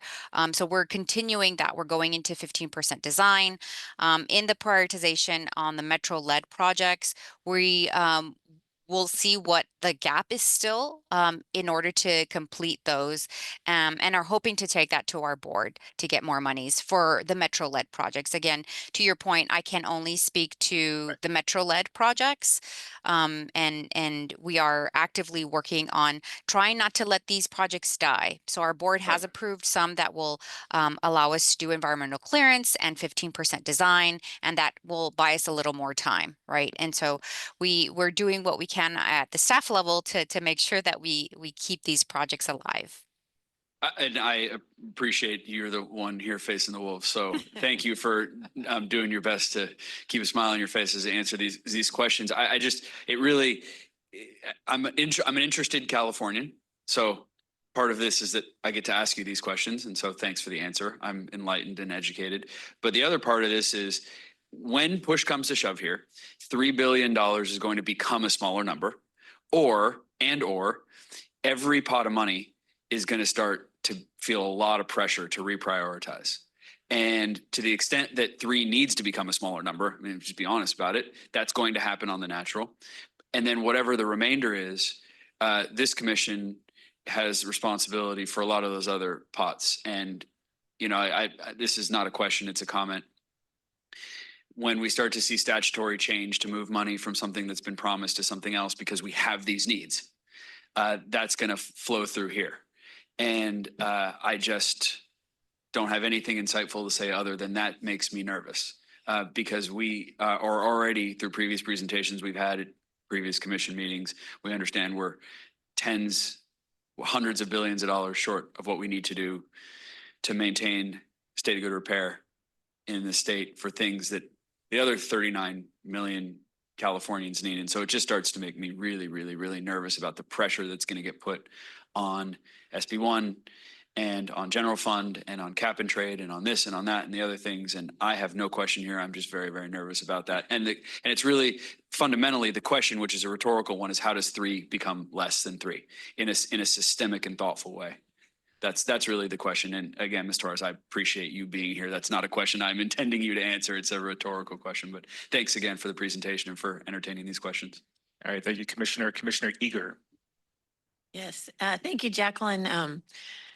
Commissioner Elliott, I think to answer your question from my point of view, what would keep me up at night is the coordination that it's going to take to get this monumental task done and the collaboration. Now, you had a slide that showed the city of Los Angeles and LA 28, and then a third entity at the bottom that was executives, correct?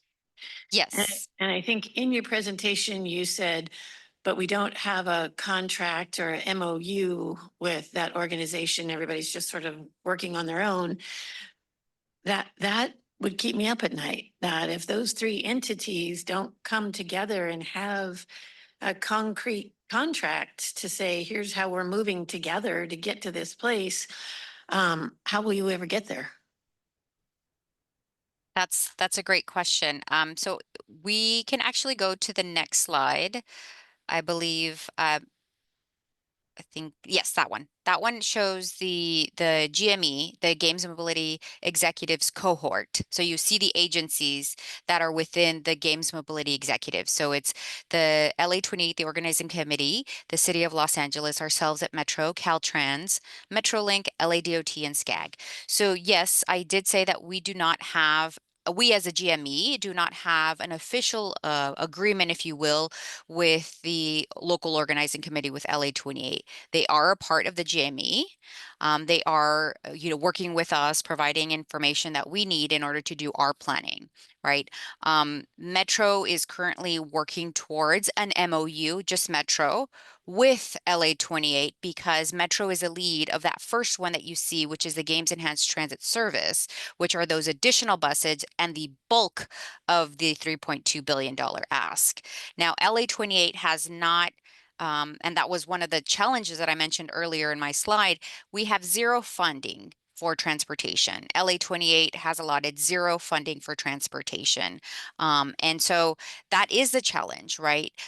While LA 28 and Metro are working on an MOU, you know, the good faith of the GME is working to get all of these planning efforts underway. And we have since we've started working together several years ago. And so we've collectively also gone after state and federal discretionary funding for the priority projects because not all the priority projects belong to Metro. So we're working collaboratively in that fashion, right? But yes, I agree. It is concerning that there is no sort of agreement amongst the collective of the GME with LA 28. Now, I cannot speak for the other agencies and if they also are trying to get MOUs with LA 28. But I know I can say from Metro standpoint, we are working on an MOU with LA 28 because we have the bulk of the responsibility to transport the spectators and workforce when they come in 2028.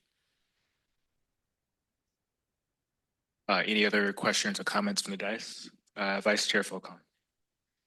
Thank you, Ms. Torres, and thank you for fielding all of our questions and thank you to my colleagues for asking such great questions. I have two questions. One about, you know, we talk about funding, we're talking about coordination. My question is about delivery and getting procurement ready. Let's just say we wave the magic wand and we come up with $3.2 billion. How are you going to deliver it? Do you have a good pool of vendors? We're a very busy state, lots of projects. What is the capacity for on the procurement and delivery side? That's a great question and something that we also thought of early on, understanding that we would have to work with our vendor contract management team within Metro to deliver any projects that Metro would be responsible for delivering should Metro receive funds to deliver them. And so we are still currently in a blackout phase, but we do have a game support services contract that we're hoping to be sort of announced in September. So that vehicle, that contracting vehicle will allow us to do this work. So we're hoping to go to September. We're still currently in the blackout phase, but we do have a contracting vehicle should the board approve it. Are you having, thank you for that. Are you having like workshops or what do you call it? You know, sort of vendor roundtables or what have you, just to kind of, you know, determine if folks have the capacity to do this work in such a quick amount of time? So I understand that there was some outreach done several months ago looking at, you know, different ways of how we can sort of roll this out, understanding that there will be an increased capacity need for vendors. And so I don't know the particulars of this particular of contract contract. I don't know, you know, how many firms are in there, but I can only imagine that there are several firms with several subcontractors, et cetera. But I do believe that there was some early engagement to sort of test and see if there would be capacity, right? And we do believe that there is capacity.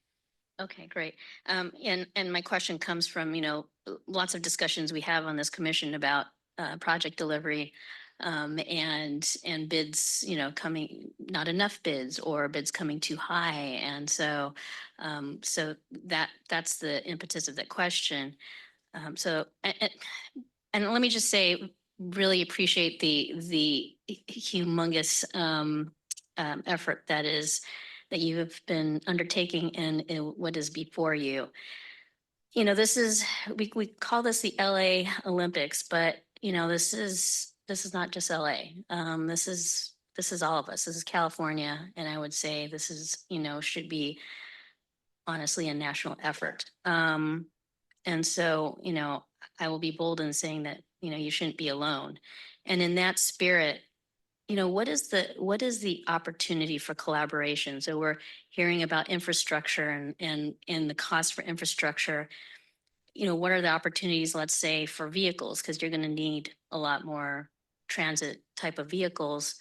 How are you, reaching out, or are your neighboring regions, reaching out to say, how can we help to help kind of reduce some of that burden? Definitely. Thank you for that question. Our operations team, since we are leading the Games Enhanced Transit Service, which are the additional buses that are needed, our operations team has been actively working with our municipal transit agency partners to see, not just from the region, but across the country, right? To see what is the pool of additional buses that perhaps some agencies are ready to retire, that they can give to LA Metro to operate during the games that still have a useful life, right? And so we're looking to work, we've been working with APTA to do surveys to figure out, what are these numbers? What are the quantities of buses that these agencies can give, or possibly even loan? There is a precedence too, right? There was 1,000 buses that was sent to Salt Lake City from across the country, right? We need more than that. And but we're working with our partners and have secured some buses. I can't give you the details because I don't know them. Our operations team is actively working on securing those buses. And so we are working again, like I mentioned, through APTA and other organizations, transit organizations, to make sure that we continue working with our municipal partners to actively look for the fleet that is needed for the games. Great. Well, thank you again for the presentation, for fielding all of our questions. And I won't speak for the San Diego region, but I have heard whisperings and conversations and anticipation of what Los Angeles is going to need. And so I'm not sure what the nature of that is, but certainly there's acknowledgement that you have a heavy task ahead of you. And so it is an opportunity, I think, for collaboration. So thank you again. And one final question from me. Is there like a lead that's coordinating all these agencies when they work together? Like I guess in the emergency management world might be like an incident command leader or something that helps facilitate conversations and be the place where the buck stops? As it relates to the Games Mobility executives or Metro? I'm just referring to all the organizations that are working together that you had a slide up on. Who's helping to coordinate that and make sure that they're moving and rowing in the same direction? So the slide that had the Games Mobility executives, that cohort of agencies, LA 28, the local organizing committee, is helping to coordinate our meetings. There are meetings at the principal level and meetings at the staff level as it relates to projects. So LA 28 is doing that coordination and has been doing that coordination. But again, each of the different agencies have their respective priorities and are leading their priorities. All right, I appreciate that. Any other questions or comments from the dais? Sorry, I'm gonna, Commissioner Elliott. whoever makes three comments on one item. So Clarissa actually asked most of the question. I was gonna ask a two-parter. You've answered the question about the sort of leasing kind of mutual aid situation for buses. So if that's about 2 billion of 3 billion, and that's fundamentally an operational cost, not a capital cost. There's no useful life after on an asset that you're renting from Austin, Texas or whatever, which is probably the smart way to do it from a fiscal perspective. So you're not buying a bunch of buses that you don't need. On the other hand, that's probably going to limit pretty substantially the colors of money that you're able to access, which just makes me even more acutely concerned about the squeeze here, and even more acutely underlining our chair's question about responsibility here, because from a CTC perspective, from state of California administration perspective, $2 billion in basically unrestricted money that's not available from geo bonds or from capital programs. I mean, I have no idea where you're going to find that. And so it's just how does 3 become less than 3 when 2 of it is a difficult color of money to chase? Just extremely stress inducing. But you It know that is. already. So I'm not telling you anything you don't know. It is.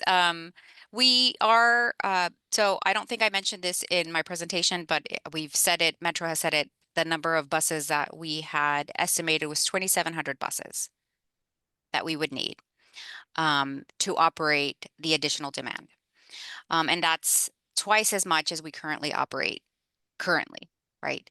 Now, to answer your question more specifically, we are working with our operations team to see how we can reduce that number, right? To optimize and to reduce the 2 billion as you quoted, right? The 2 billion for the gets, to make it less than that. Right. And so how do we make it less? We're working with LA 28 to optimize competition schedules, right? To make sure that there's no overlapping and so that we would need additional buses more than we currently need. We're also, as I mentioned, working with our municipal partners on a loan of buses or a giving of buses, right? So if they're reached their, or if they're retiring their buses, but they still have useful life, we're getting those buses and maybe for free, right? I can't answer the very specifics in terms of what our operations team is doing, but we are working on ways to reduce that number of 2,700, which would essentially reduce the overall amount that we need for the gets, right? That's how we're trying to reduce it at all costs. We understand that reducing the buses. I do. And no other question. I just want to say thanks again for enduring all of this. I appreciate it. Commissioner Mann. Thank you. I really appreciate you sharing all of this and answering all of these questions. This has been really helpful. You know, as I'm kind of sitting here and thinking about this, because I hear so much about it, the reality is that this is happening. Yeah. There's going to be games in LA in 2028. This is going to occur. And I do share the same concerns in terms of this particular budget and how that's going to be funded. And we'll see how all of that further develops, but these are occurring. And, you know, the reality is, as was mentioned earlier, is that yes, they're occurring in Los Angeles, but I can tell you, being from the East Coast, that everyone I've ever interacted with the East Coast thinks that San Francisco and San Diego and LA are right next door. And so if they're coming into town, they're going to be coming to all of California. And even some of the conversations that I've had with different transit agencies, you know, they're also thinking about what does it mean when people come, because they're going to be planning on visiting all of these different areas. So this is the LA snapshot of something that's very discrete within the broader scheme of the games. But this effort really is a California effort, because people are going to come, and they're not going to come for a day. They're going to come for multiple days, weeks, and they're going to get to experience various aspects of our beautiful state. That speaks nothing to what our commitment is to financing this. But I do want to just kind of elevate that, because there is a lot of like nitty gritty details of how this is all kind of come about. But we're hosting games in 2028. Thank you. Thank you, Commissioner, and thank you, Jacqueline, for filling our questions. As you can hear, there's a lot of concern here, and we wish you the best and look forward to further updates. Thank you so much. On to our last item of the day, item 22, Destiny. Good afternoon, Commissioners. Tab 22 is an informational item covering our standing innovations and transportation agenda item. Arun Prem, Executive Director with the San Diego County-based nonprofit agency facilitating access to coordinated transportation, will present on the organization's work to improve special needs transportation and fill gaps in transportation services for seniors, veterans, people with disabilities, and low-income households. So with that, I will turn it over to Arun to begin his presentation. Thank you.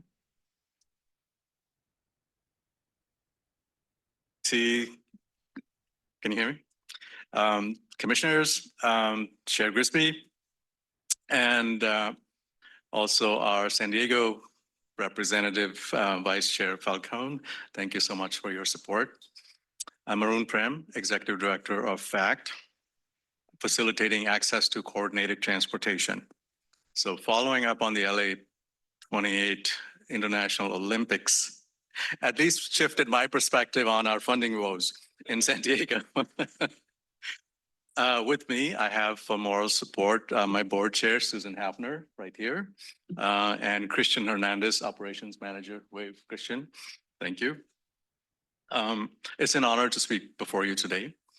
I'm so proud to have this opportunity to showcase the innovations in transportation services that FACT has made with funding we received from Caltrans, SANDAG, as well as FDA.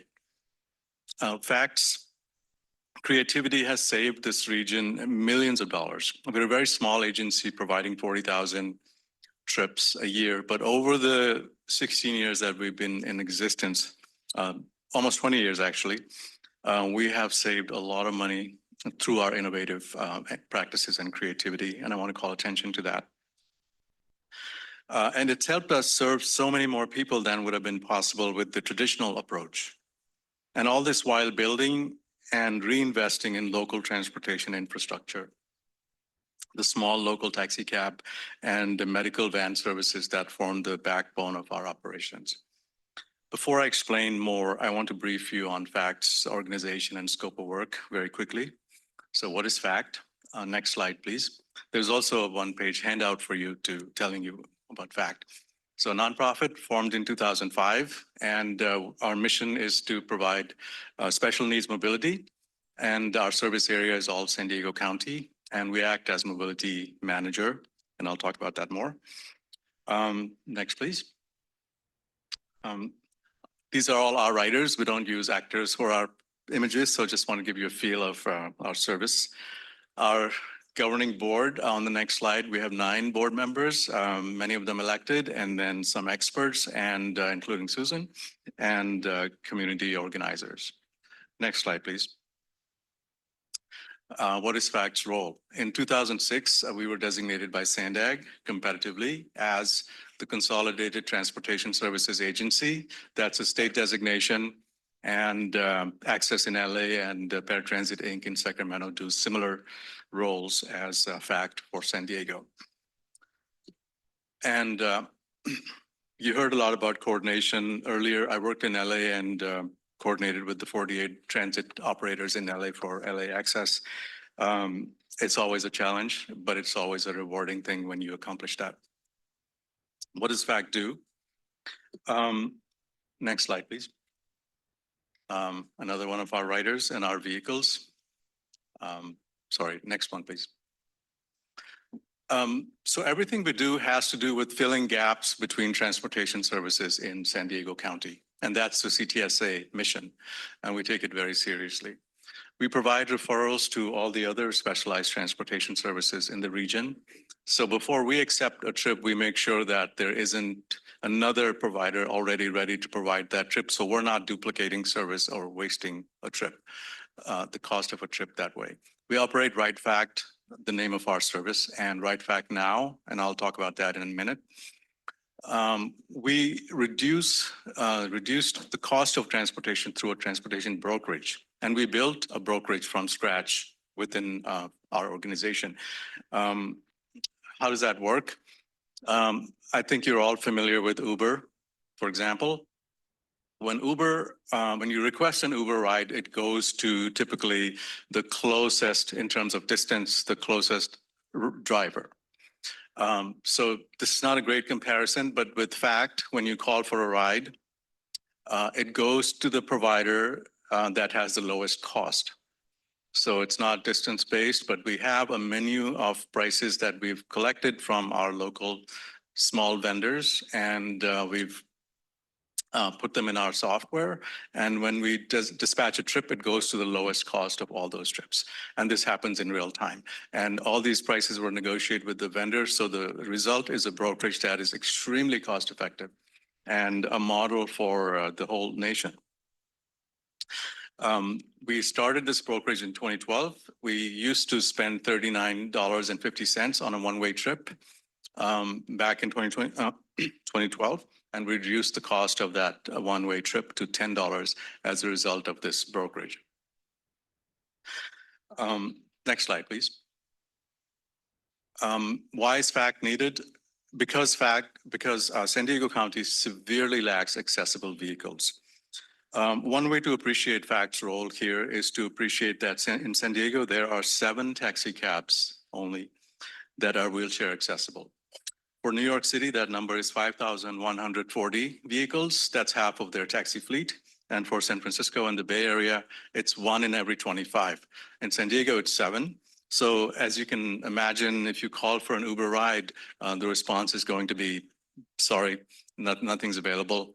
And FACT's doing in a small way our work to build that capacity by applying for grants and then sharing vehicles through grant funds with local operators so that they can be available to the public as well as to FACT's riders.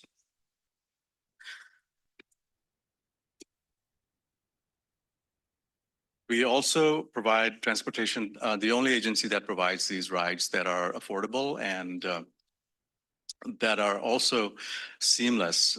We don't require people to transfer going between cities or jurisdictions or rural to urban. It's a one seamless trip no matter where you go in San Diego. And some of these trips, as you can imagine, in San Diego County are very long, from Fallbrook to the VA in La Jolla, for example. So we're a single seamless countywide operation, although we're very small and limited in what we do. Next slide, please. I want to show you a little clip, 30 seconds only, so please bear with me. I would like to thank this program and the fact that they provide transportation for us to get here.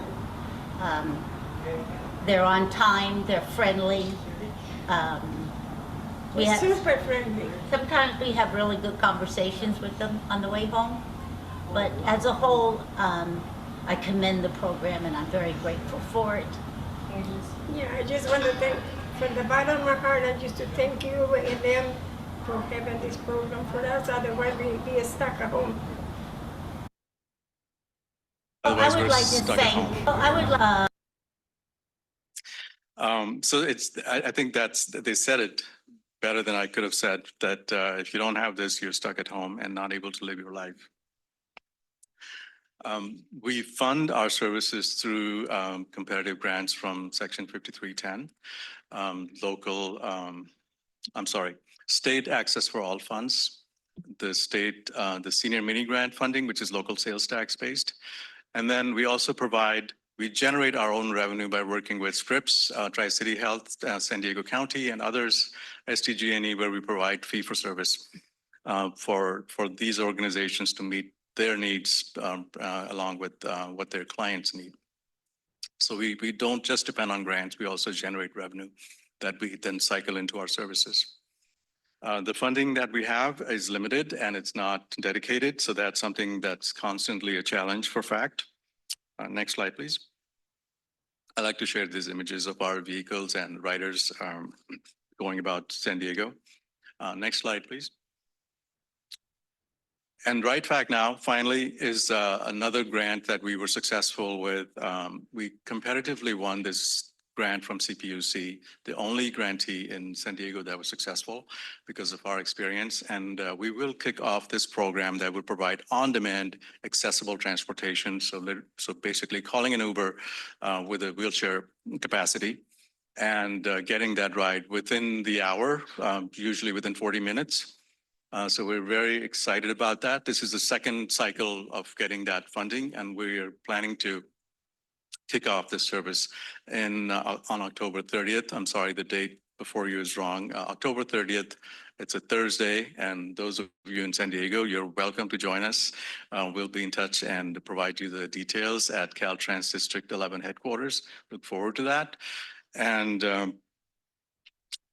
the final thing I want to show you is one of the things I'm really, really proud of. Next slide, please. This image from the Union Tribune. from the launch of our last iteration of Access for All program, where we provided on-demand service, also our writers from Chula Vista. Thank you very much for your time. Thank you. Is there any public comment on this item? There's no public comment on this item. Thank you. Thank you. Any questions or comments from the dais? I'm sorry, I believe there were 2 public comments on this item. Mark Fletcher and Kate Pecora.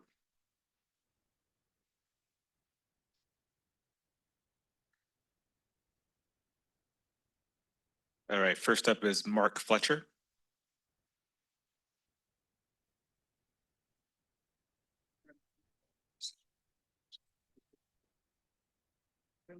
At the podium right here.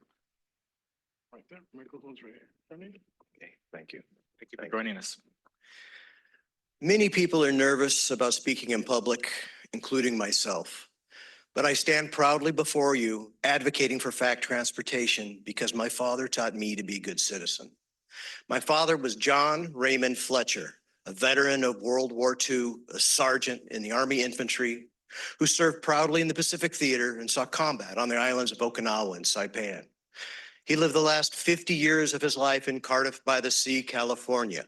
He was a homeowner, a taxpayer, a voter, one of those solid citizens that the greatest generation seemed to produce like Liberty ships during wartime.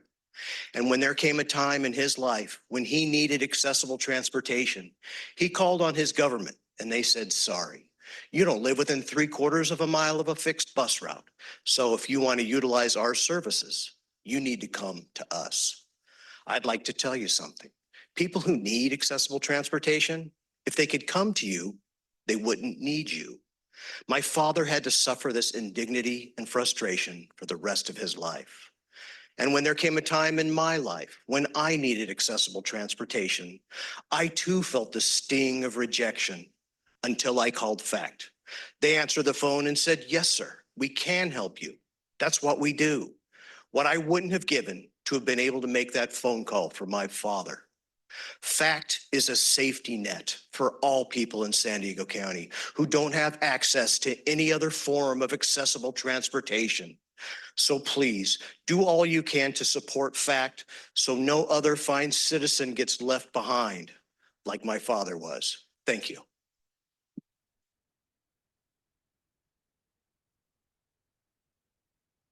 Thank you for sharing your father's legacy and service to the country. Really appreciate it. And thank you for your comments.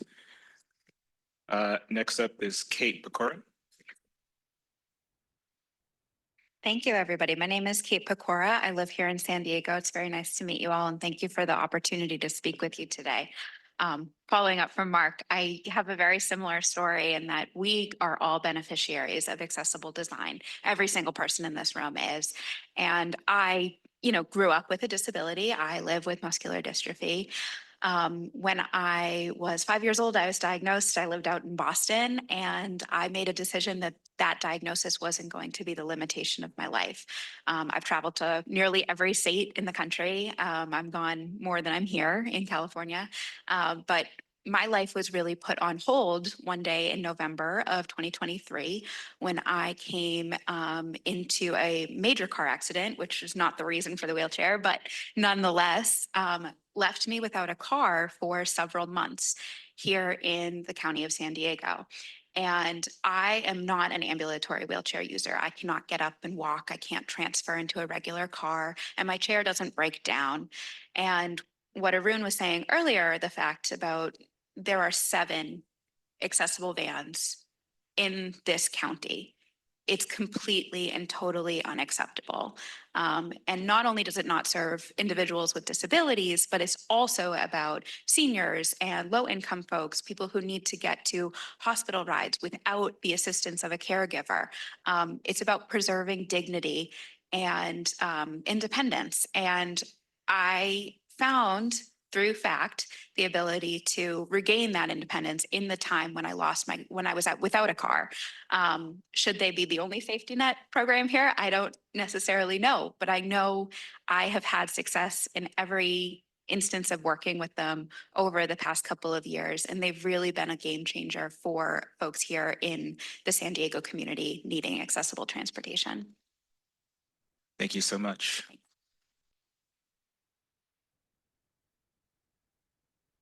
Yes, every American deserves freedom and independence. Any questions or comments from the dais on this item?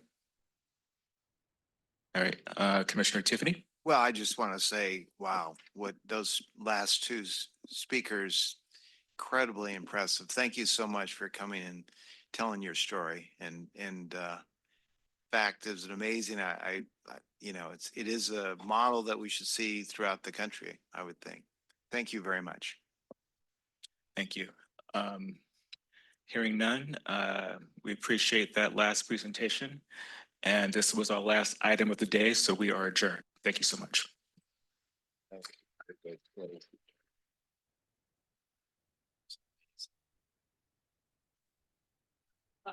Patriotic story, an uplifting story. Yeah.